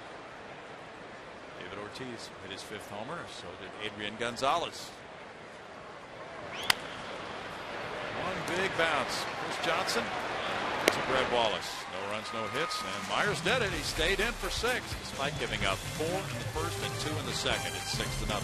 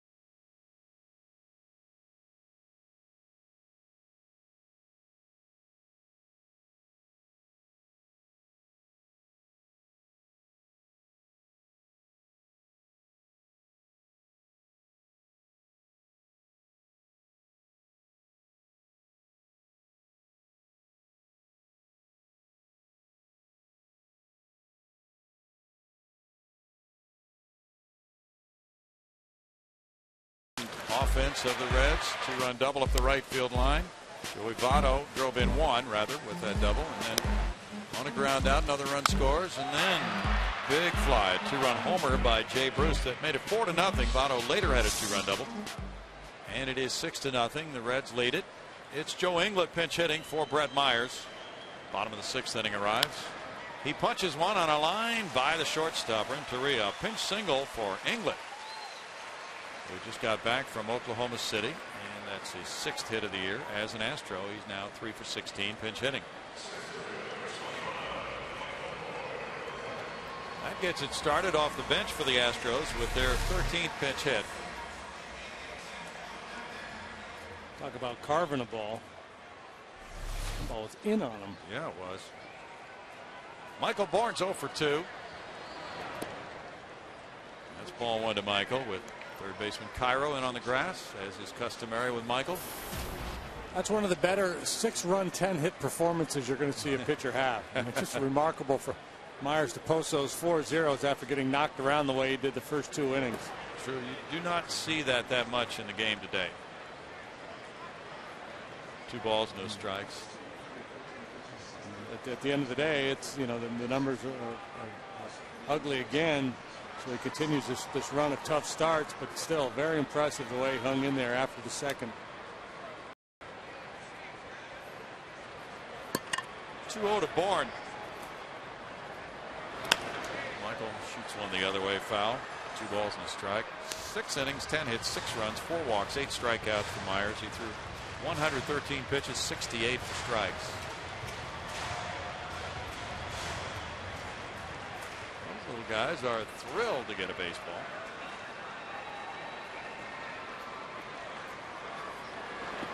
In the dirt, Hannigan blocks it. Good job on block by Hannigan. 3 balls and a strike. Really dropped down quickly on that. Lower the trap door. Myers and Arnsberg talk it over. He was ambushed with back-to-back walks, that double, a ground out, a 2-run homer, and it was 4-0 before he could get oriented. Only had 1 out at that time. Strike, and it's 3-2.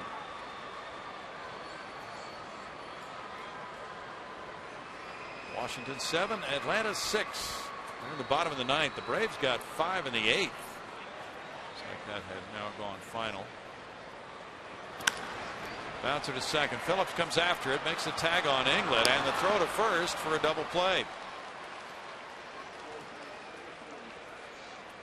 You cannot get tagged there if you're Joe Inglet.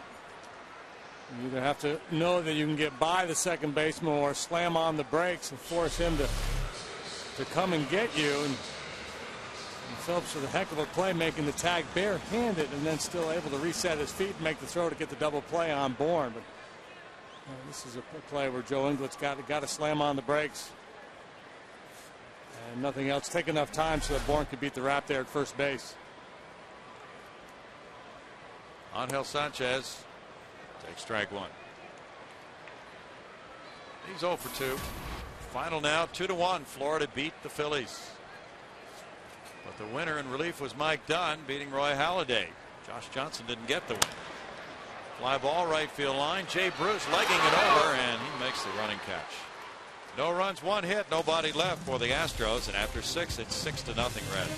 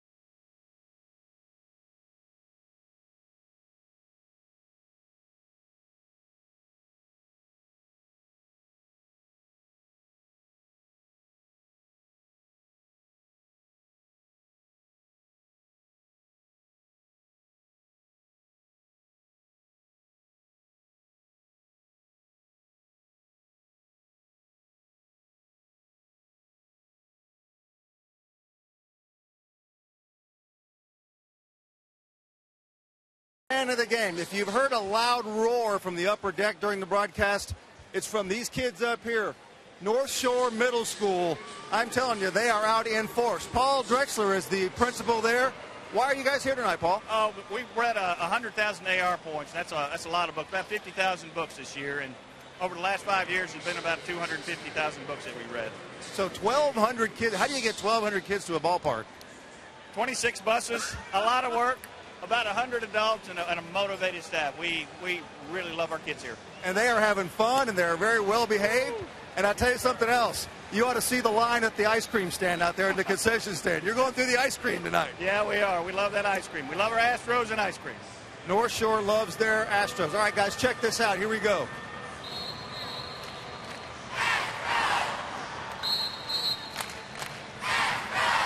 Wow, that's discipline. If I could only pull that off with my kids, I would be very happy. Here's the problem, Brownie. We got 1,200 kids and one bag. Oh, no. That's why the principal gets the big dollars. He gets to figure out how to divvy that up. You guys are the progressive fans collectively of the game, Paul.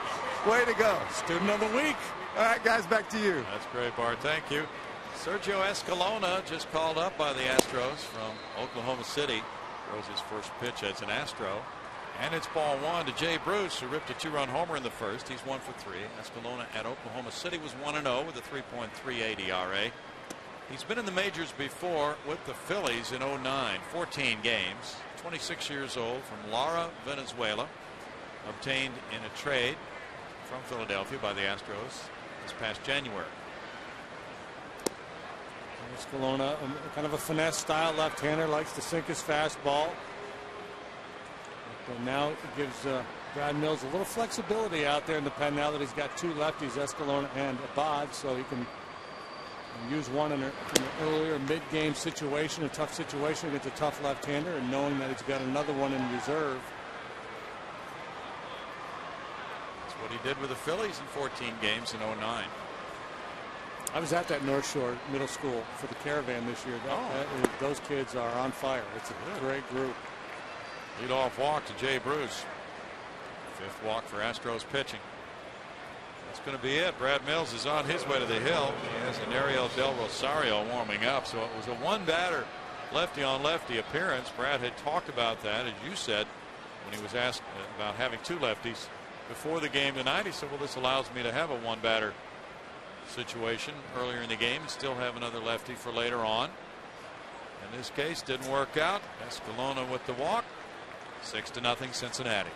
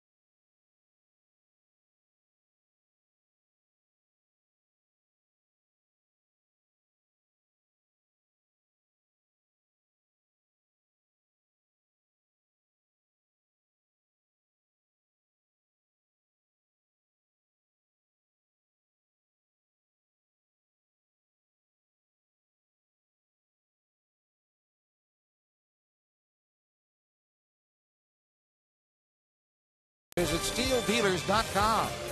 Buy Whataburger just like you like it. And by Southwest Airlines' new Rapid Rewards. Now the new arm on the mound is Del Rosario. As we go back upstairs, play continues in the top of the seventh. Bill Brown and Jim Deshaies. Well, Greg, the Reds know this man well, Anario Del Rosario. He was a Red in 15 games as an Astro. He has a 5.14 ERA this year.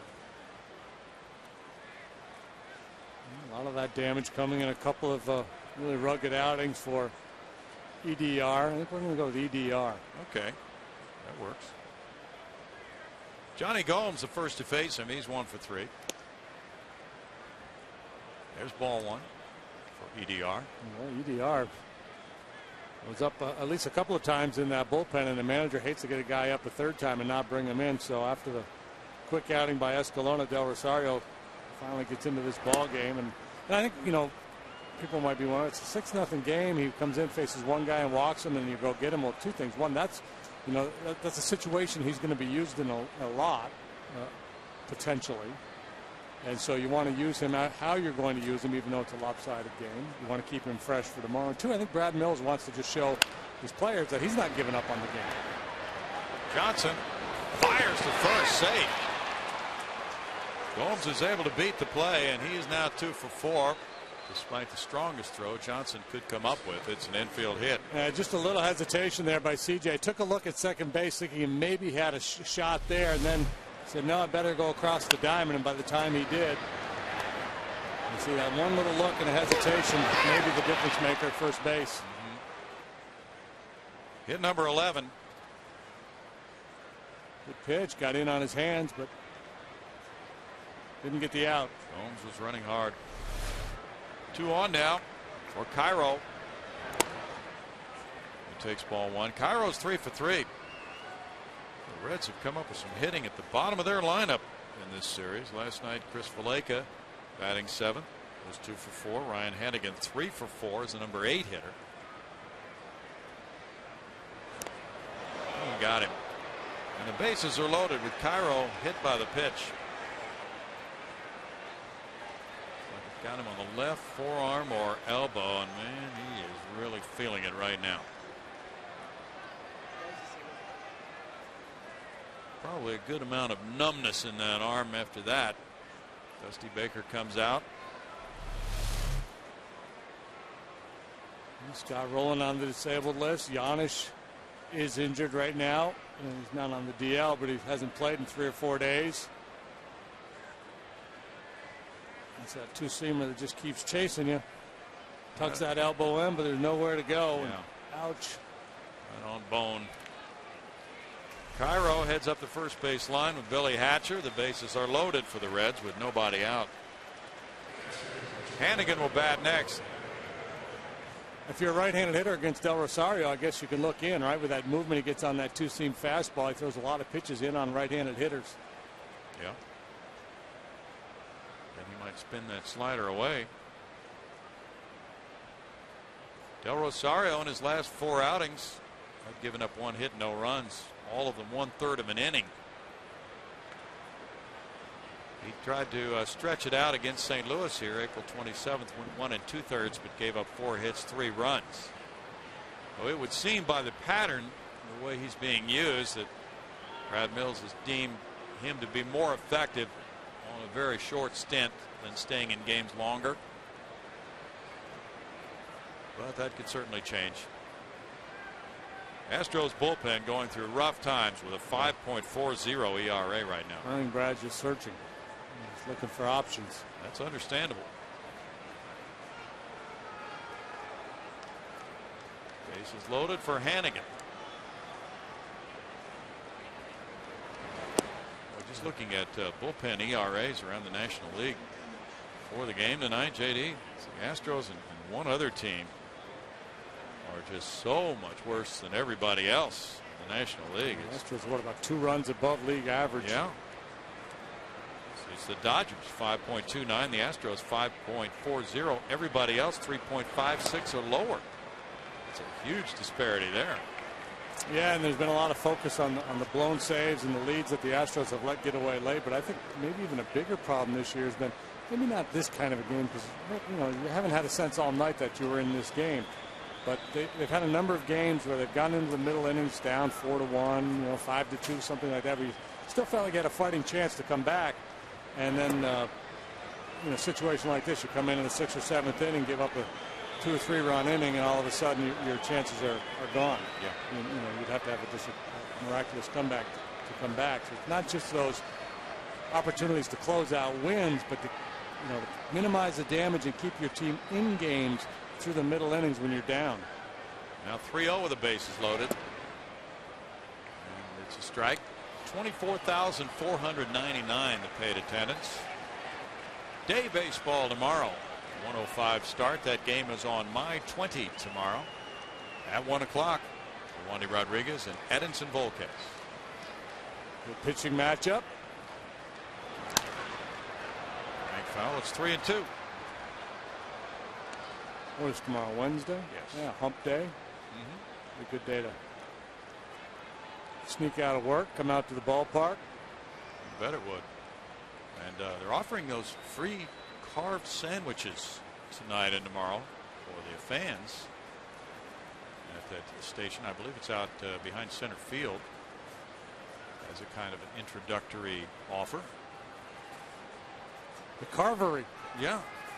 Yeah, there's a pork and a turkey. Right. Yeah, and then I think you're sampling them, and they're going to keep one on the menu permanently. Okay. Line drive right field. In for a hit. And the Reds lead at 7-0 on the RBI single by Hannigan. Hannigan's 12th run batted in gives him a 4-game hitting streak as Bruce comes around to score.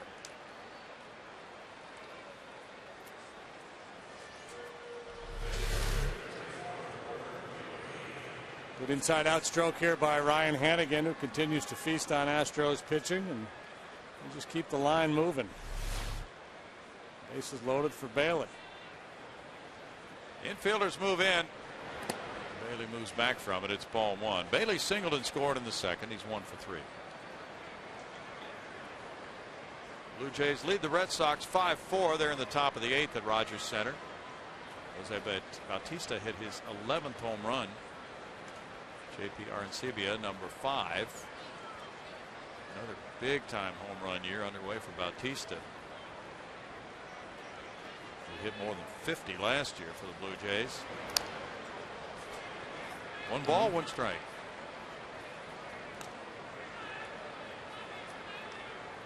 Seattle and Baltimore tied 5-5. They're in the top of the 10th at Baltimore. Yeah, we're going to have to do some investigative work up there in Toronto, Brownie. Yes. Jose Bautista. And on restaurants, too. Yeah.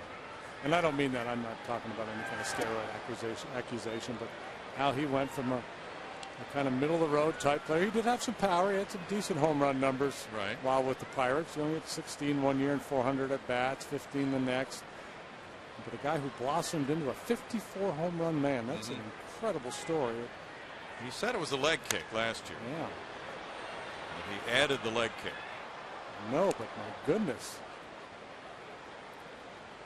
It's just, that seems too simplistic. I added a leg kick, and all of a sudden I picked up 40 jacks. Yeah, I agree with you. At the age of 30, I mean, to be able to take that kind of a leap at that stage of your career is remarkable. Sure is. Now Quintero out to the mound. And the leg kick can really throw a hitter off, too. So it's very difficult to stay in sync with a big leg kick like that all year long to hit 54 bombs.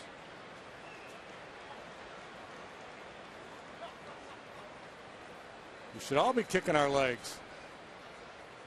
Well, we'll be doing that up here for the 7th inning stretch. We're going to start a new tradition here at Minute Maid Park.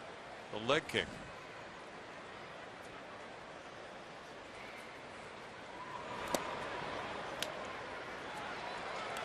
Now Bailey's down, and that is out number 1 for Del Rosario. The run, by the way, charged to Escalona, so no innings pitched for Sergio. No hits, 1 run, 1 walk, no strikeouts.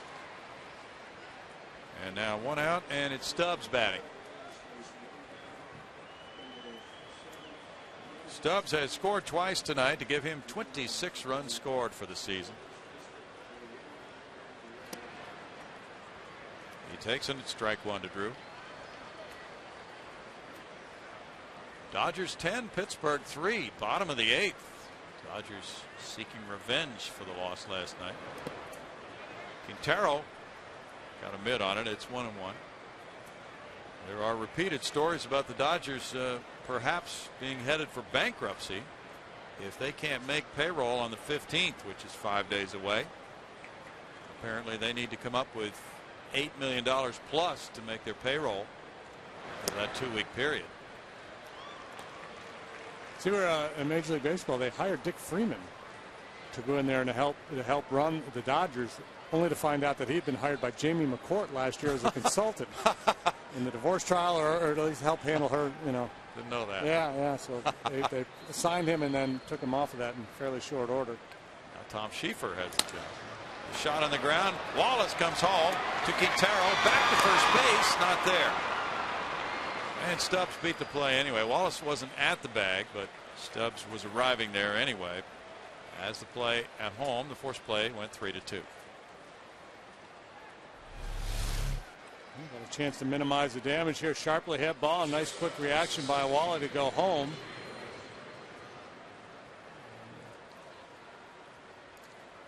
Stubbs busting it down the line. Q took a shot anyway, but Wally not at the bag. And as Brownie mentioned, looked like Stubbs is going to be there ahead of that throw anyway.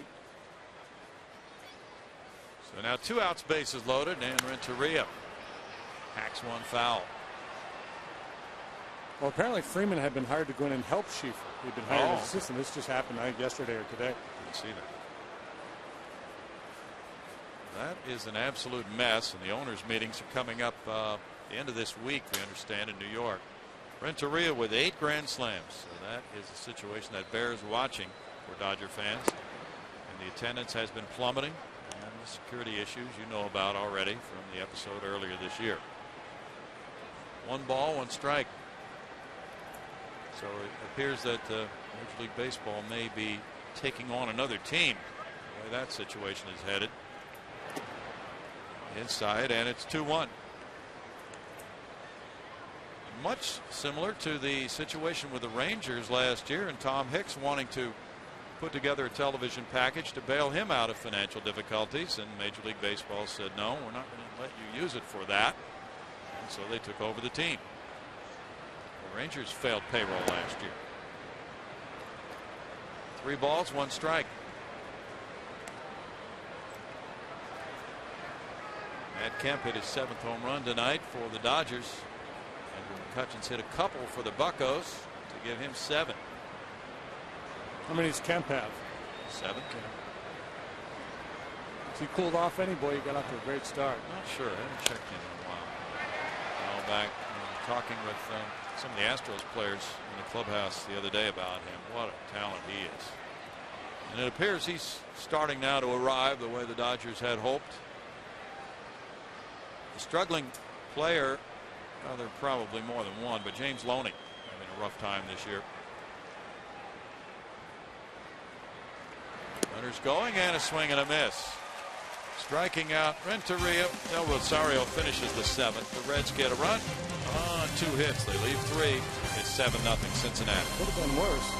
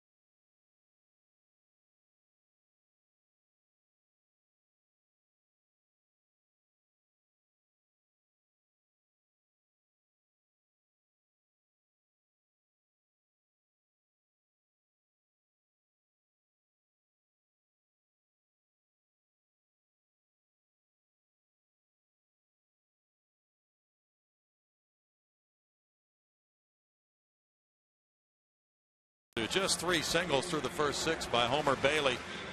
Bailey shooting for career win number 18, trying for a 2-0 start this year, and pitching not very far from home, LaGrange, Texas, his home.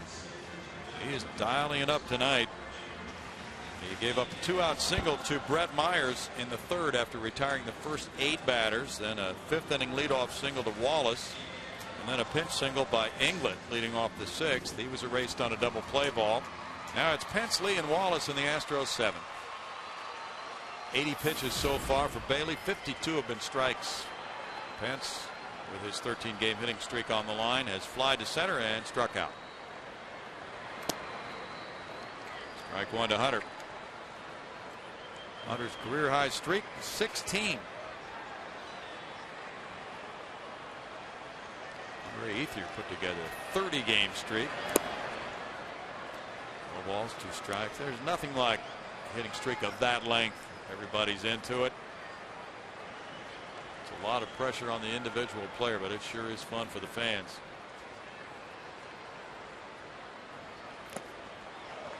Pence is down on strikes.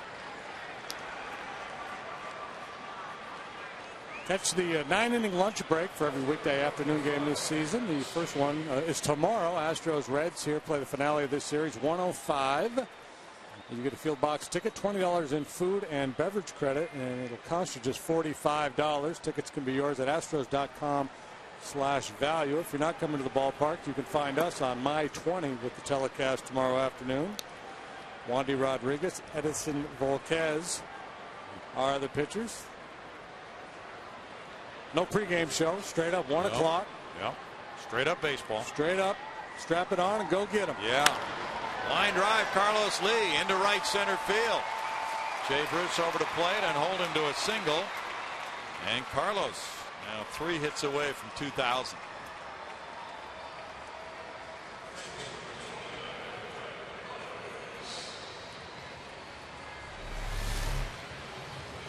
See where Hannigan wants that fastball, and it's out, but up, and a little bit easier for Carlos to get to, and a good solid line drive single. 6-game hitting streak for Carlos.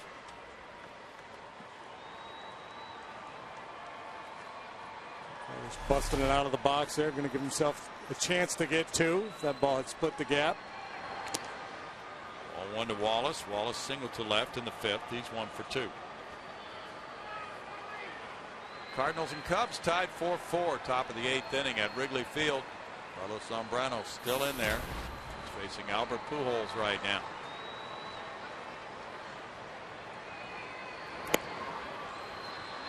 It's 2-0. This is the 7th straight game the Astros have faced a starting pitcher who has just been dealing against them.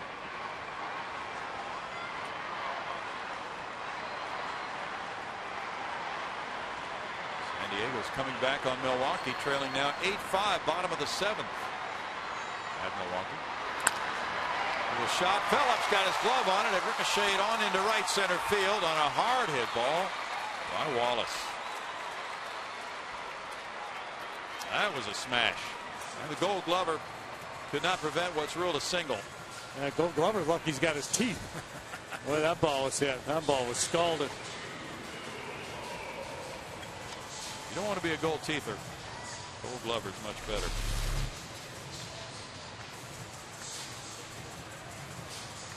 Yeah, did what he could do. Yeah. Yes, it did. Now Bill Hall comes up with 2 men on. First inning, the Astros have had 2 men on tonight. Hall hit a fly ball to left and he struck out. It's a rally. First Astro to reach second. Wilson Lopez warming up. There's ball 1. That's 4. Rockies 2. Top of the 6th in Rocky Land. Yankees beat Kansas City 3-1. Freddie Garcia got the win, beating Kyle Davies. Mariano Rivera. Look at the Freddie Garcia Bartolo Colon tandem over there in New York. Turning back time. Exactly. And for David Cone to make a start. Bring Whitey Ford out of the closet. 1 ball, 1 strike. Nick Massett is warming up. Now pitching, Lindy McDaniel. Ryan Doran. We could throw out any of our old Yankee favorites, but it's been amazing the way it's worked for Brian Cashman with those two signings. Foul ball away, and he has some talent stacked up on the mound in the minor leagues. So that's buying him some time to develop. The youngster Betances, and there's another young pitcher. His name starts with a B. In the minors for Benuelos or something like that. Yeah, they have two really good young pitchers coming, but didn't want to go with them this year. They can be trade chips for later on. That's to center field. Drew Stubbs over into right center for the second out. There's a good arm. It's fun to watch a player like Stubbs just throw the ball back to the infield on a line sometimes. Chris Johnson has two fly ball outs. One went to left, the other to right. Bailey takes this shutout bid, tries to finish the seventh inning.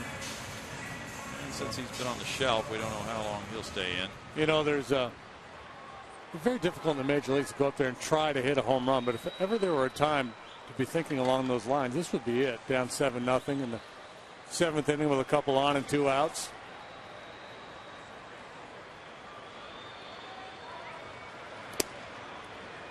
Strike one on the slider. Bailey has one complete game shutout in his career. Mariano Rivera has 13 saves already, JD.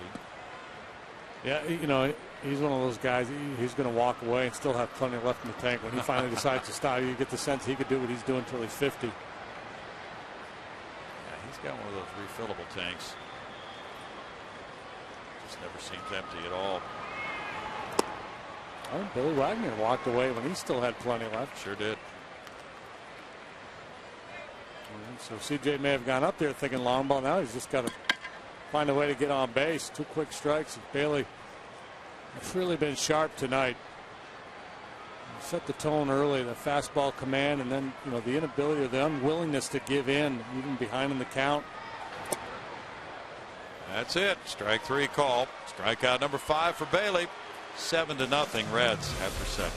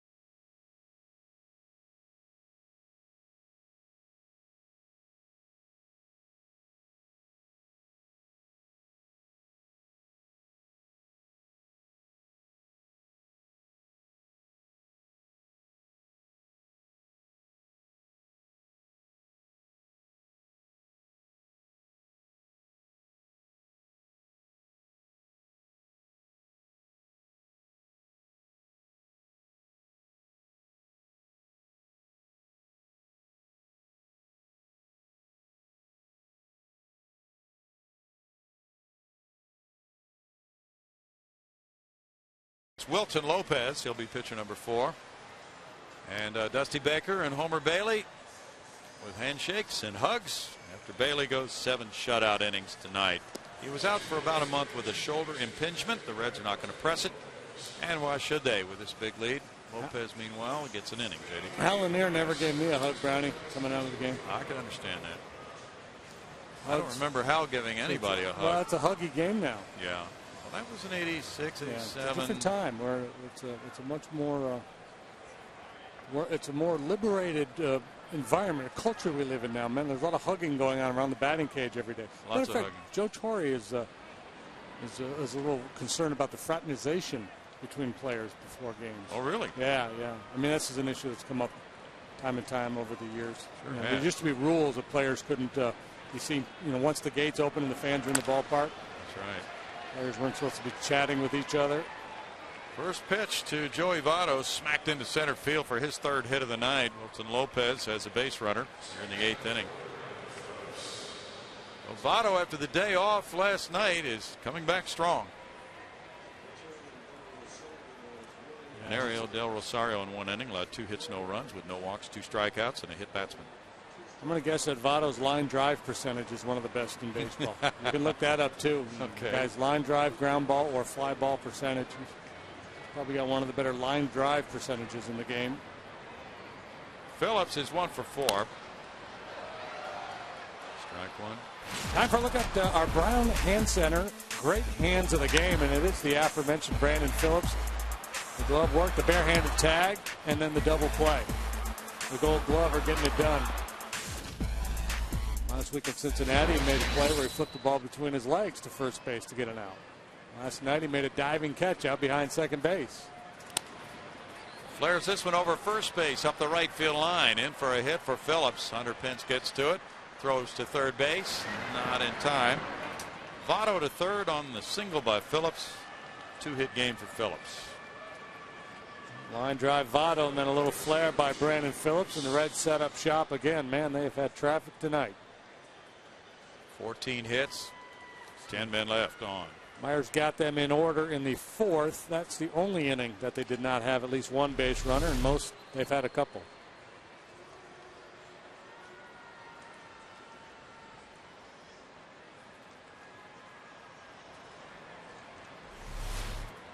Now Jay Bruce. Strike one to Bruce. He's homered, walked and scored. So very important for the Astros that Wilton Lopez get back on the beam after the injury. This is what, his 3rd appearance? Yeah. So elevating that pitch, and when he's on, everything's down around the knees for the most part. But his velocity's been good, so just a matter of him getting back into rhythm and getting a little more consistency with his delivery. On further review, it's his 4th appearance. But the other 3 have been really good. He had not allowed a hit in any of them. Go up here. Up and in. 1 ball, 2 strikes to Bruce. Well, the Astros still have not named a closer.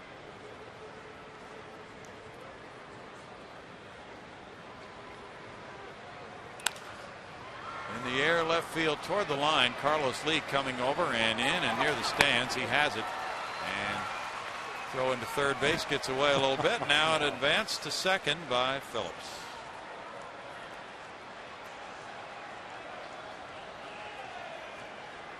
Second and third, 1 out on the fly ball by Bruce. That'll have to be an error on somebody, allowing Phillips to advance to second.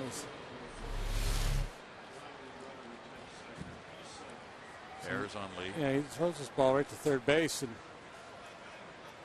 short hop CJ. The throw should have come to Sanchez, and it should have come in a hurry, and that way they may have been able to hold Phillips at first base.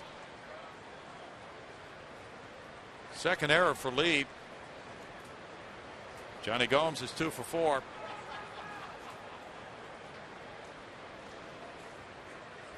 Seven runs on 14 hits for the Reds. They banged out 12 hits last night in a 6-1 win. Infielders in halfway. Gomes looks at ball 1. To keep that double play in order, especially when you got a ground ball pitcher on the mound like Lopez.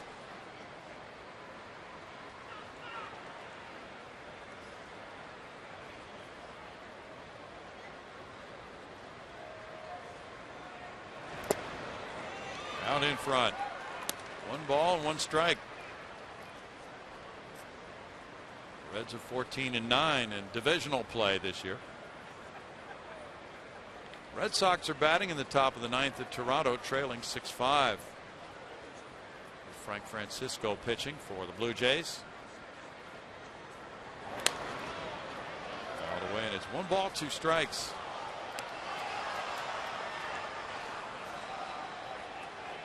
Red Sox are a game under 500 now. They've won 3 in a row. Blue Jays have lost 3 straight.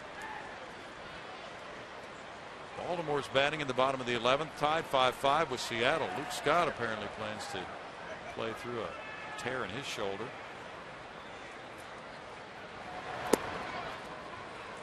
It's 2-2.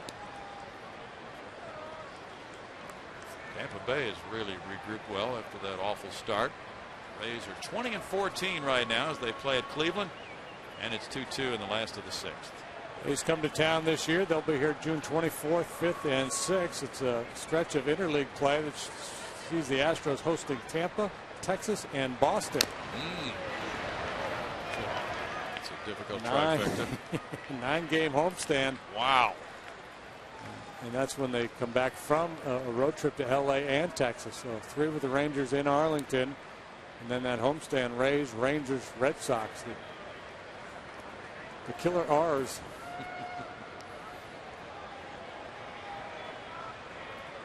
Interleague play does indeed appear to be challenging for the Astros this year with that array of opponents you talked about.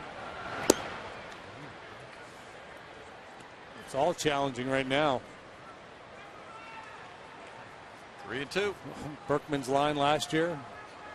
You look around for the cupcake on your schedule and you can't find one, you might be the cupcake. Yeah. That's what the Astros are right now. Doesn't mean they have to be all year long, but 13-23 if they lose this one. Foul back. Still 3-2 as Wilton Lopez tries to get Gomes.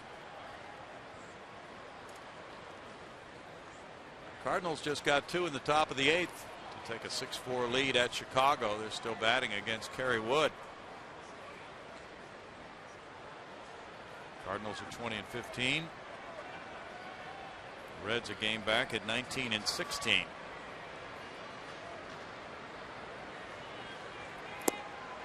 Good slider there, and Gomes is down on strikes. 2 outs. It'll be a good inning for Lopez if he can get Cairo. Del Rosario got out of that mess last inning, having allowed just the 1 run. Good tight slide ball there. RBI situation for Gomes, so he's getting greedy and willing to expand.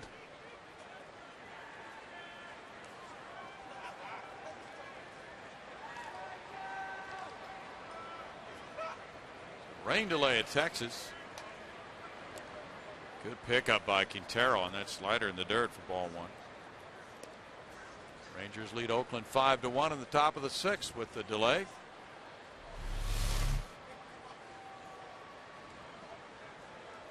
Cute. Fake, a little fake. He's looking back to the backstop. He's going to pretend he didn't catch it. He's see if he can catch a runner drifting down the line a little bit. Baseball's version of a no-look pass. Aroldis Chapman has been warming up for the Reds. He's had some major control issues this year. Swing and a miss by Cairo. 1 ball, 1 strike, but it's the type of game Dusty Baker would choose probably to use Chapman with the big lead. Bailey in 7 innings allowed 5 hits, no runs, had no walks, and he struck out 5. Very good outing again. 2nd straight good one against the Astros for Homer Bailey. 2 balls and a strike.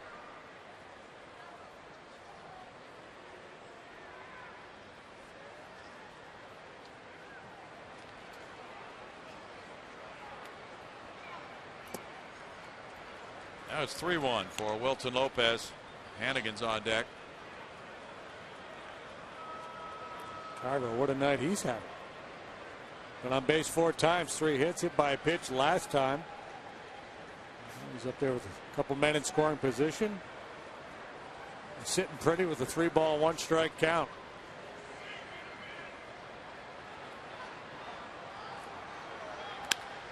He rips this one on a line. Foul. Well, Giannis was playing third when we were in Cincinnati. Cairo was banged up. So without Scott Rowland, Dusty Baker has filled in very well with Giannis. And now Cairo. Juan Francisco is hurt right now, too. He could play third. Seen Valleca over there a little bit. Yeah. So their depth is really tested at that position. But sometimes that means more at bats for the bench guys, which could help down the line when they're not playing as much and just pinch hitting. Foul back. 3-2 to Cairo.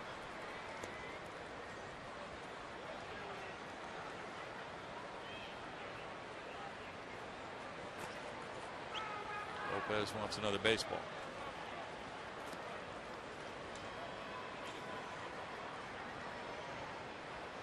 Mets lead 4-3 at Colorado there in the top of the 7th inning. Arizona and the Giants have played one in San Francisco without a score. Tim Lincecum is going for San Francisco. Ted Lilly and the Dodgers bashed Pittsburgh 10-3. There's a walk on appeal to first. It is a check swing. Marvin Hudson with a call. Cairo walks and the bases are loaded. A long inning for Lopez, who now will face Hannigan. Hannigan with an RBI single, 1 for 3 with a walk. Kevin Correa, the 5-game winner for the Pirates, was the loser tonight.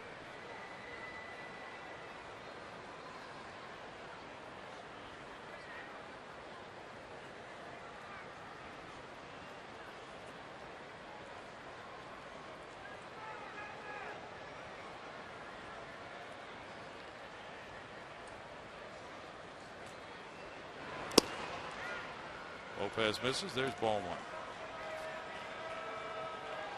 Wilson became an extremely valuable man for the Astros last season.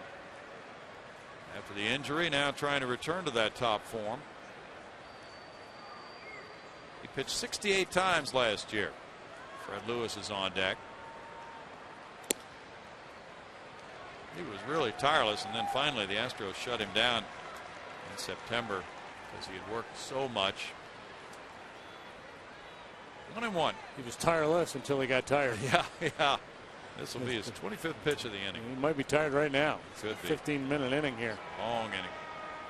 It's not like boxing. They don't ring a bell and you get to go sit down. How are we doing on time of possession tonight? They're killing us. Okay. Yeah. Although, you know, they haven't been very good in the red zone. They've missed plenty of opportunities in the red zone. 10 men left on base.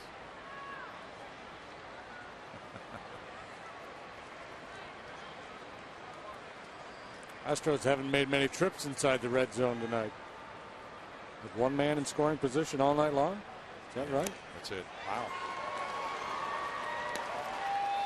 2 balls and 2 strikes.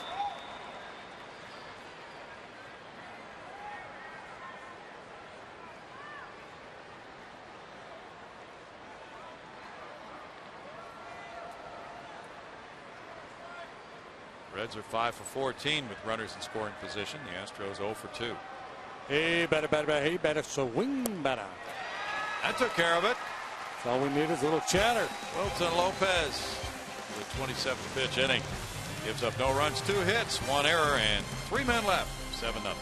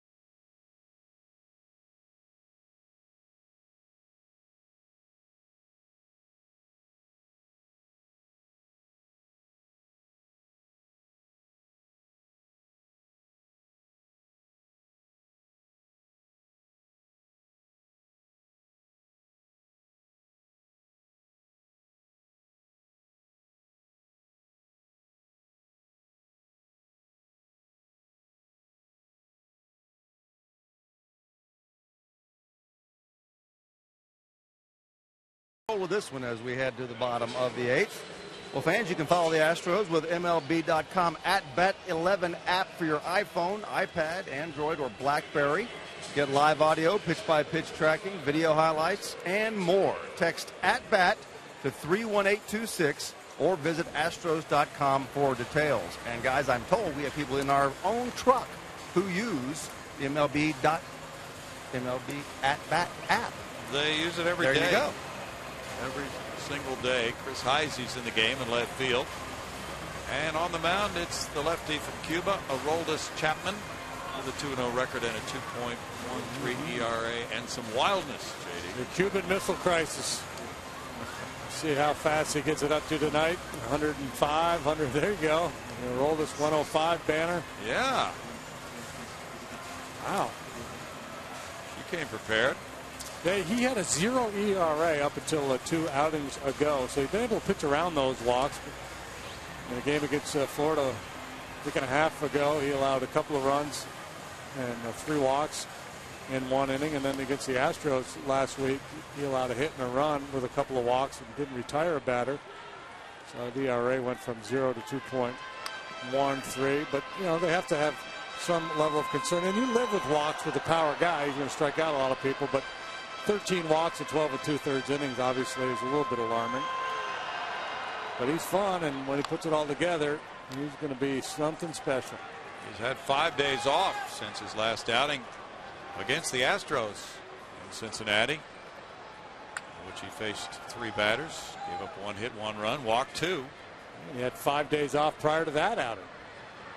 Quintero leads it off. It'd be understandable if he weren't particularly sharp. Obviously not loose yet. That one only 99. Matt Downs is on deck. Pitcher spot coming up next.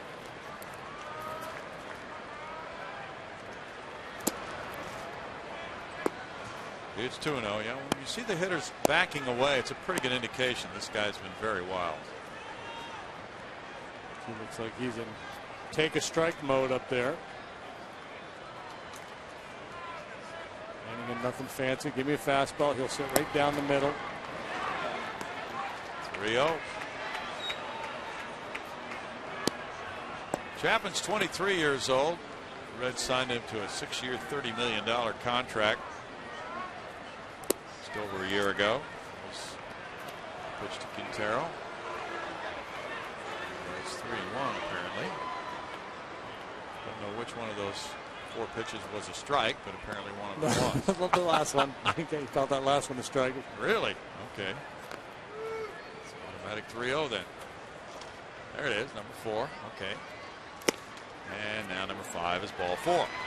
The leadoff walk. Quintero's aboard, and it's Downs pinch hitting now for Wilton Lopez.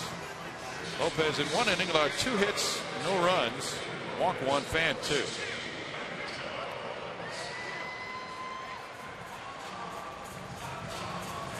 Now Brad Mills comes over to say something to the home plate umpire, Tim McClellan.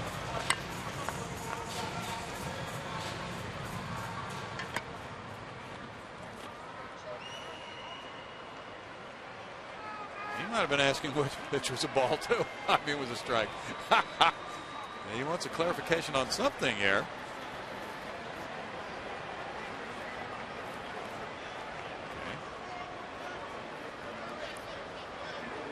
And now it's Downs.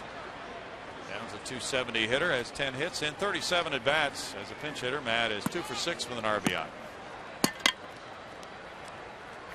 Michael Bourne's on deck.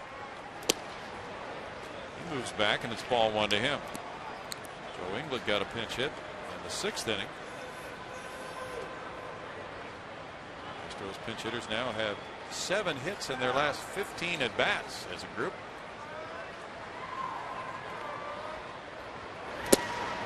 Talking earlier about Bailey and how he would throw those breaking pitches in fastball counts.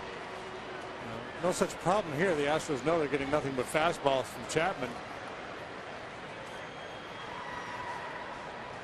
Downs got a pinch single last night in the 5th inning. 1 ball, 2 strikes. Chapman came to Houston for workout for scouts. They were bidding to sign him. Reds made a creative deal, that 6-year, $30 million deal with him. A lot of people didn't think they had the resources they wanted to devote to him. Thursday against the Astros, he walked 2, gave up a hit and 1 run in 14 pitches. He was out of the game.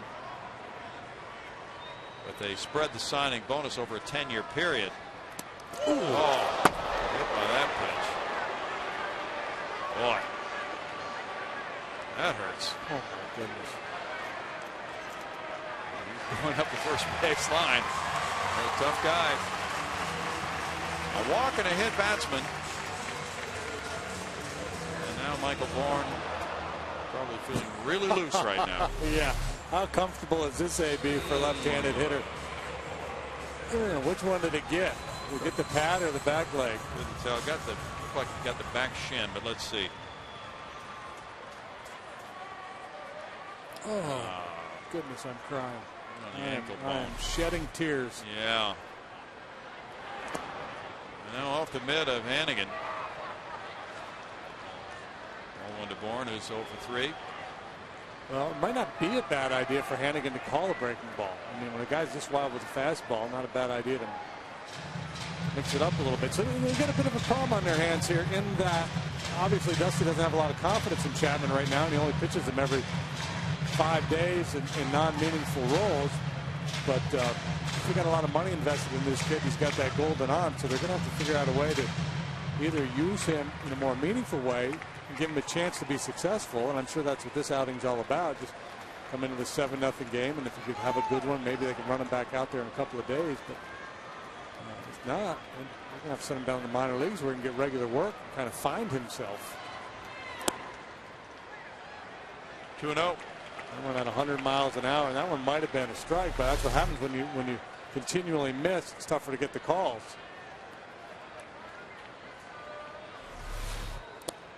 That one's nowhere close. 3 balls, no strikes. Previous pitch was close. Chapman with 13 walks in 12 2/3 innings coming into this one. He has a walk, hit batter, and a 3-0 count. And there's going to be action in the Reds bullpen pretty soon, I would think.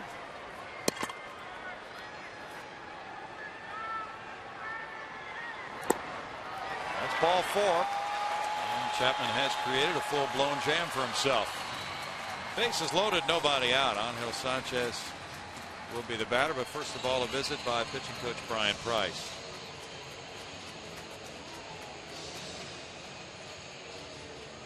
Nick Massett's warming up for the Reds. And normally at the major league level, you know, your pitchers are a little more polished. And this isn't unheard. I mean, it could happen to anybody where you just go out there and you just can't find it. But when you look at Chapman's line for the year, obviously this has been an issue, just the inability to find the zone at all at times. And no amount of talking is going to fix it.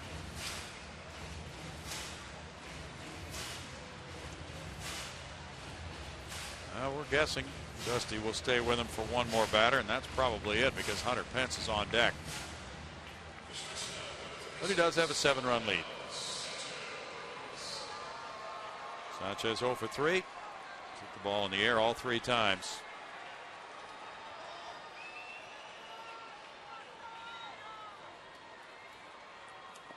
Reminiscent of the stories of the great Steve Dalkowski. Yeah. Back in the 60s, the guy who, some claim was the hardest thrower ever, but was just fabulously wild. And then you have the Mitch Williamses and the Rick Ankiels. 2 balls, no strikes.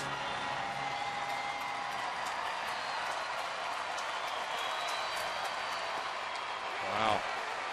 3-0. Yeah, well, Ankiel developed the thing where he couldn't get it close, and ultimately had to change from a pitcher to an outfielder. But Mitch Williams was wild. Mitch didn't go through that, did he? No. No, he didn't. But I guess that would be the fear with Chapman. Yeah. The way it looks.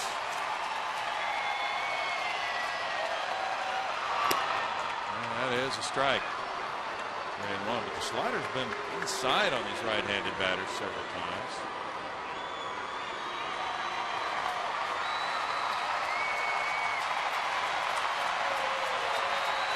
Pence got a 2-run single off Chapman in Cincinnati 5 days ago.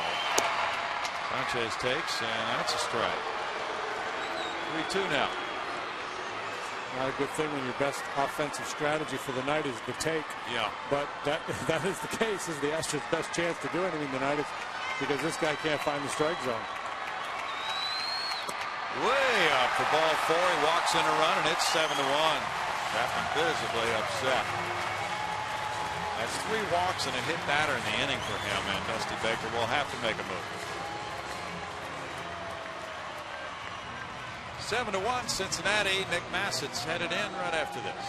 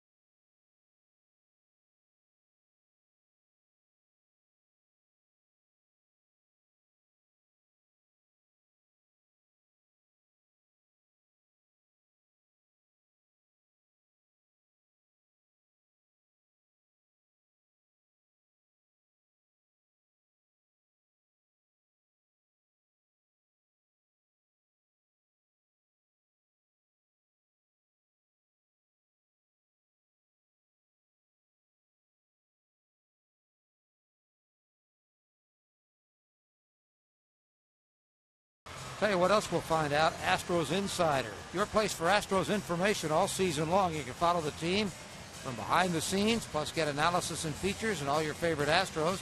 Get inside the clubhouse with Astros Insider. Thursday at 6:30 p.m. only on Fox Sports Houston. Of course, that show has been hosted and or co-hosted by Bart Ennis and Patty Smith for years.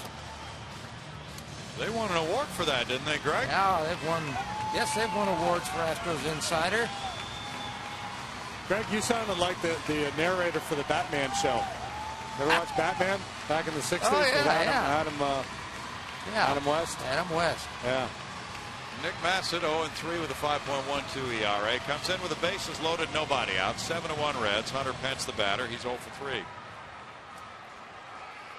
Could the Astros take advantage of this wildness? Same bat channel, same bat time.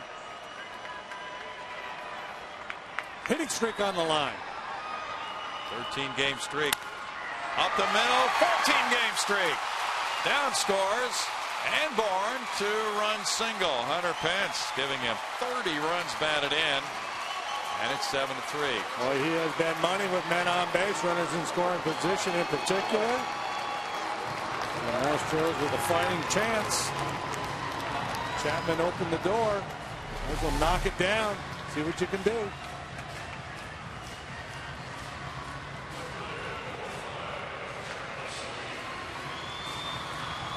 Now Carlos Lee.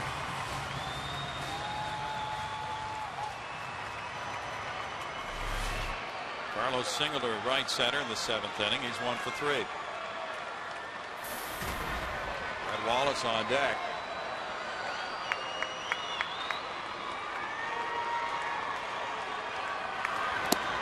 Carlos gets on. The Astros get the potential tying run to the plate here in the 8th inning.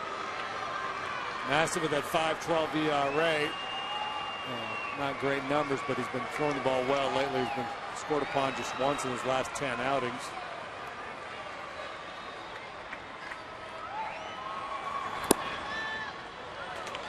It's a 1-ball, 1-strike count for the 29-year-old right-hander. He will be 29 in another week. Hunter Pence with 14 games on that hitting streak, tied with Ben Zobrist behind Jacoby Ellsbury of Boston for the longest currently in the majors.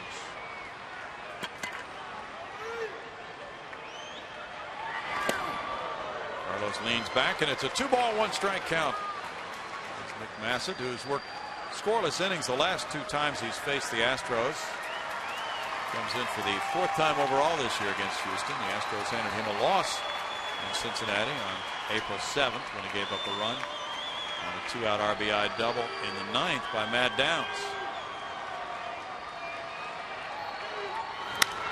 Fly ball, Jay Bruce. That's 1 out. And Brett Wallace comes up. Wallace 2 for 3 tonight.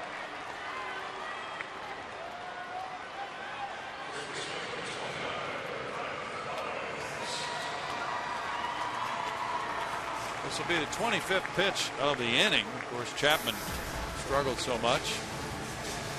That pitching change came. And, in the top of the inning, Wilton Lopez threw a ton of pitches. A long 8th. Wallace hopes to make it a little bit longer. Bill Hall's on deck. Red Sox and Blue Jays tied 6-6, top of the 10th in Toronto.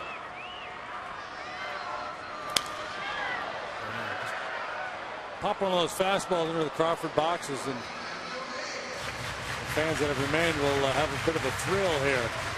Really tardy on that fastball, but Wallace with that good off-field approach. Stubbs, because of it, the center fielder's step or 2 towards left center.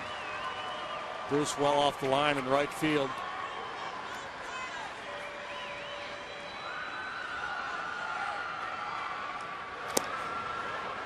No balls, 2 strikes. Massett's got plus stuff. He's got a nice assortment of pitches. He throws hard.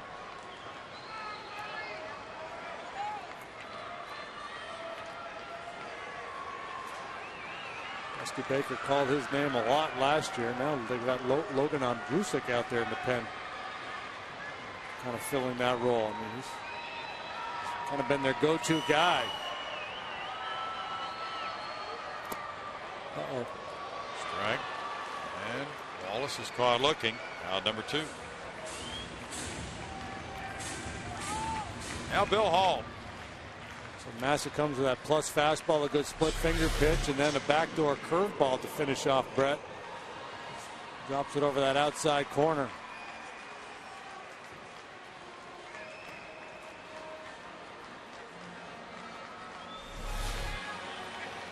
Chris Johnson's on deck with Hall batting. Hall with 2 fly balls and a strikeout tonight.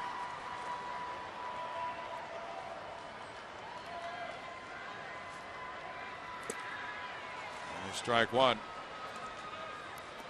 Massett, an 8th round draft pick of Texas in 2000. Traded to the White Sox in 06. The Reds got him in the Ken Griffey Jr. deal. As JD mentioned, a lot of work for him in a Reds uniform. 74 appearances in 09, 82 last year. You know, these late inning relievers, a lot of times you just have to deal with 1 or 2 pitches. You got, you know, a hard thrower and then a secondary pitch. But Massett with almost like a starting pitcher's repertoire out there with a little cutter and then the slider, the curveball, split finger pitch. You really can't eliminate a pitch. You know, sometimes a guy, certain guys breaking ball so bad, I don't even worry about that. You know, we're not going to worry about his curveball. But this guy's been good with all of them tonight.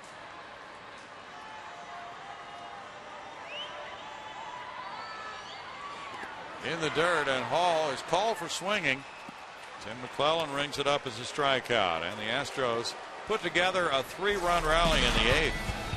On 1 hit, a 2-run single by Hunter Pence, 7-3.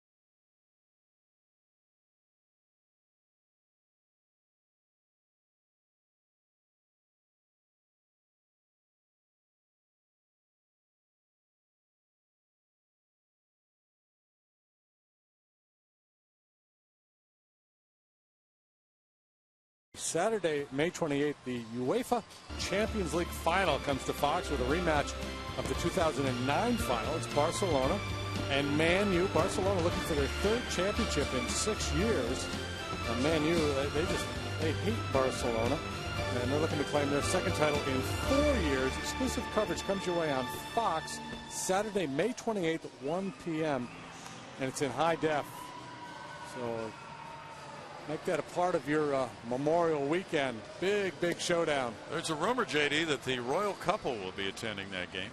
You know, I saw a story online today about a guy who was hiking in the mountains. Did you see this? No. And he suffered a heart attack. Oh, yeah. And he was medevac to the hospital, and the prince was flying the helicopter or the airplane, whatever he was transported in. It was a chopper. Yeah. Chopper, yeah. Took him to the hospital. Talking about the royal treatment. Mark Melanson, 2-1, one save, a 1.62 ERA. So that's a guy. He's out there. He's not just a figurehead. He's getting it done, the prince. Very competent pilot. There's strike one to Chris Heisey, who's batting in the 9 spot. He ended the game with a double switch, hitting .240 with 2 homers, 13 runs batted in. It's William, a very good pilot, apparently. That's top foul. It's no balls, 2 strikes. Melanson got that first major league save in Pittsburgh. And now coming in this 7-3 ball game just to get some work. But still has not been named the Astros closer.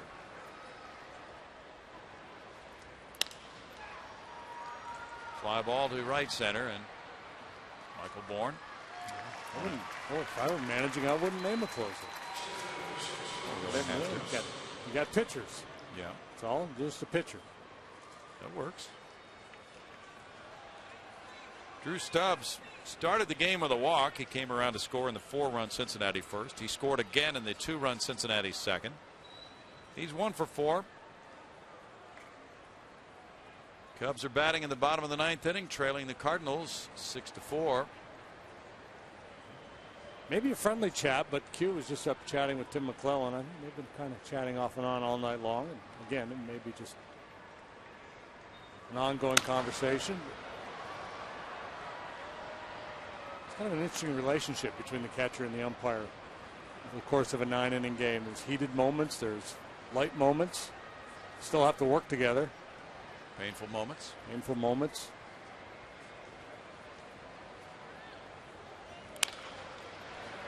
Sanchez at short. Throws out a hustling Stubbs. 2 outs.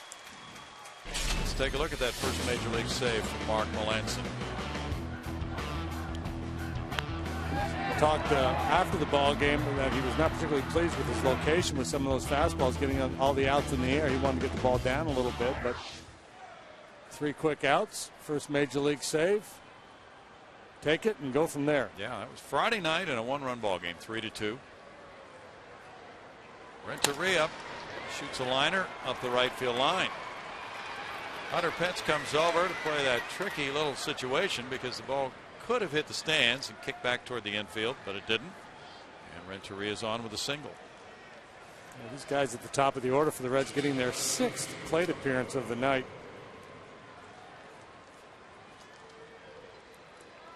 Joey Votto has a pair of doubles and a single. They've left a lot of men on base. Normally, if a team's getting 6 plate appearances for some of their hitters, they're usually in double figures. We've got 15 hits. 13 left on base. Ball went to Votto with lefty Bill Bray warming up for the Reds. Cleveland now in front of Tampa Bay. 4-3, bottom of the 7th in Cleveland. Grady Sizemore hit his 6th home run.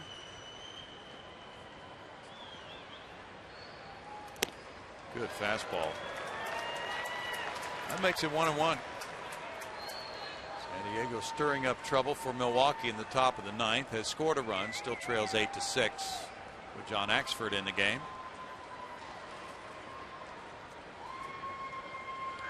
Cardinals have won 6-4 in Chicago. Chris Carpenter got his first win. 2 balls, 1 strike. He beat Kerry Wood.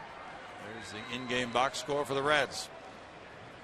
15 hits sprinkled throughout. He's going to have to pass out a lot of game balls tonight. On a night where he didn't really need it because Homer Bailey was outstanding. That one kicks right back to Q. He's got to play at first base, and he got him. Renteria started for second, then he couldn't get back to first. Q played the carom well. He barehanded it and threw him out. No runs a hit, nobody left. And it is 7-3 Reds. Watch this carom shot.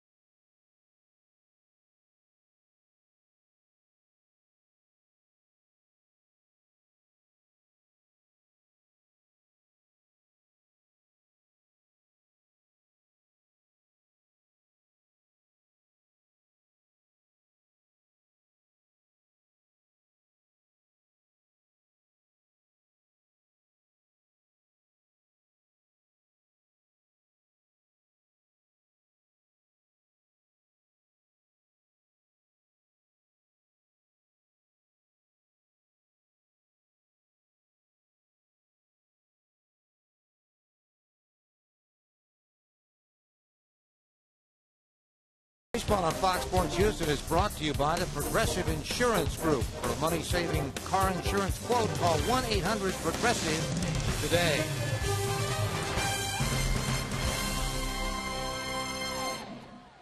It's 7-3. The Reds leading. Bottom of the ninth inning comes. Chris Johnson in the box. He is 0 for 3. And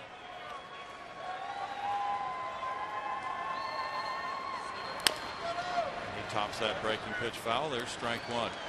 Aroldis Chapman gave up 3 runs in no innings, no hits. He walked 3, hit a batter, and then Massett came in. Massett gave up the 2-run single. So 2 of those runs that scored were charged to Chapman when Massett came in. Foul back, and it's no balls, 2 strikes. Sean Markham and Milwaukee held off San Diego 8-6. Markham goes to 4-1, beating Clayton Richard is 1-4. John Axford picked up save number 7. The Brewers continue to climb back toward 500. 13 hits tonight for Milwaukee. Their bats had gone dormant there for a while, but showing some signs of life. Markham allowed 5 earnings in 6 innings, but still picked up the W. Jeff Fulcino out in the Astros bullpen with Jamie Quirk. Quintero's on deck in the pitcher spot. Bounce it to short. Renteria charging. Johnson is out, number 1. Padres wasted one of their better offensive outputs of the year. 6 runs on 13 hits. Yeah. Jason Marquis and Washington down the Braves. That's a sweet win for the former Brave Marquis. 7-6. Brian Bogasevic comes out to the on-deck circle. Pitcher spot due up next. Quintero is 0 for 2 with a walk. He scored a run. Tim Hudson lost that game for Atlanta, with Drew Storen getting his 8th save for the Nats. Ball 1 to Quintero. Worth and Nix went deep for Washington. Ugla and Prado for the Braves. Braves are 3 games over 500 now. 1 ball, 1 strike. So the Phillies, Florida, Atlanta, the top 3 clubs in that order in the NL East.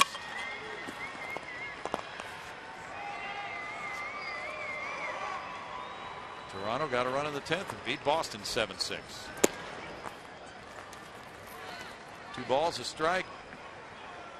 Matt Albers was the loser for the Red Sox.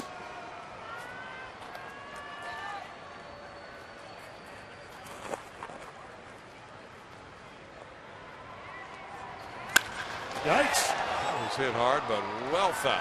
Cute. Banging off that railing. Shooting down one. Yeah, every now and then he will turn on a ball like that. Big Poppy went deep for Boston, his 5th. Adrian Gonzalez hit a pair.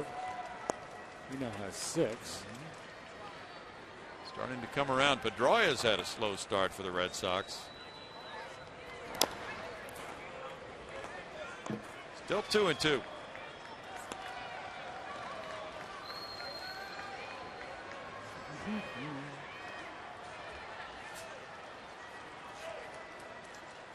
It's Arizona nothing and no hits for the first 3 allowed by Tim Lincecum, and San Francisco nothing after 3.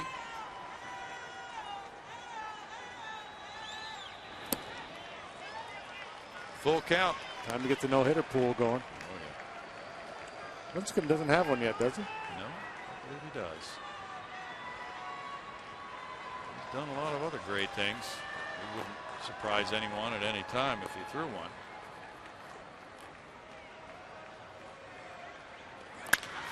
Grounded and on through into left field. Quintero gets a hit this time. Lined out to left back in the 3rd with a well hit ball. This time a ground ball finds a hole. And it's Brian Bogusevic batting. He was on deck much earlier to pinch hit.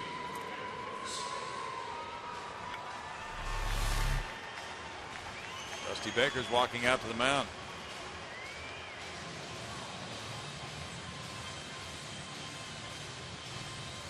Had the lefty Bill Bray warming up. Like Billy Bray's going to come in. Massett's faced 6 batters. Day game coming tomorrow. He leaves after allowing his 2nd hit of the night. It's 7-3 Cincinnati. Back in a moment.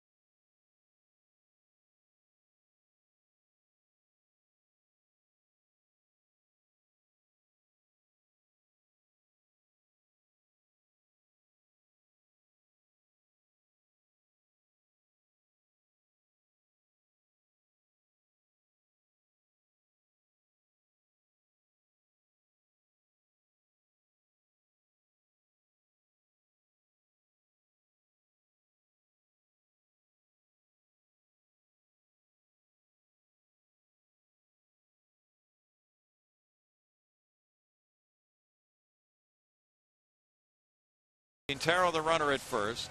Brian Bogusevic was in the on-deck circle preparing to pinch hit for Mark Melancon. And Dusty Baker then made a counter move going with the lefty Bill Bray. Now the next move will be to send J.R. Tolles up to pinch hit against the lefty, and Brad Mills, as the home manager, has the right to do that, certainly. Yeah, when you bring a pitcher out of the bullpen, he has to face at least one batter. So Millsy sacrifices Bogusevic here, but he gets the advantage of having a right-handed batter in there. So it's J.R. Tolles with a runner at first. J.R. last night started and batted second for the first time in his career. He went 0 for 4 in that game. 295, 2 homers, 4 runs batted in for J.R. He has not had a pinch hit at bat this season. Bray's been awfully good. It's a very talented Reds bullpen. They got a lot of good arms out there. Nice mix of left and right. They got to get Chapman right, obviously.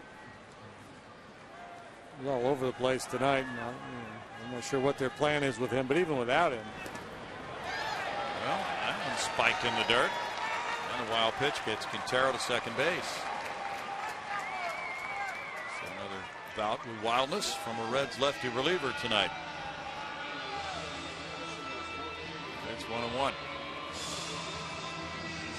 7 straight outings for Bray, though, without allowing a run.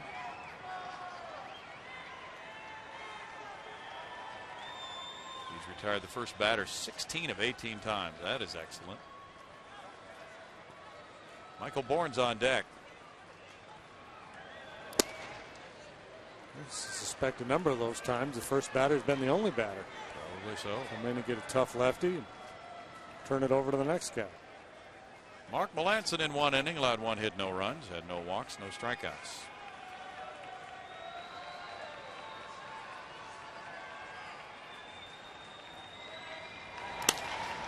And ball Phillips.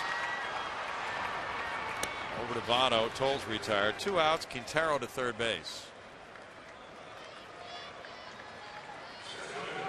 And Michael Bourne is the batter.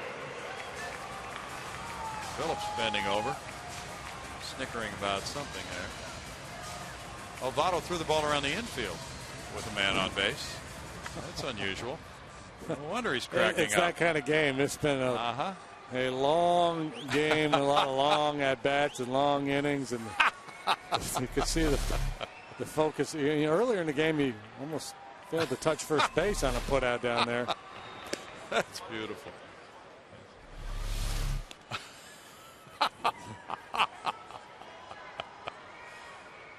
Ball went to Michael Bourne. Yeah. Well, it didn't cost him anything. Just a fine in kangaroo court. That's a good one. Strike to Bourne, and hits a 1-ball, 1-strike count. This is the kind of game that will test your concentration.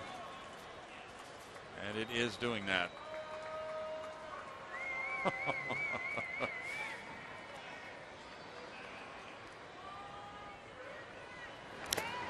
Foul ball. That makes it 1-ball, 2 strikes to Michael.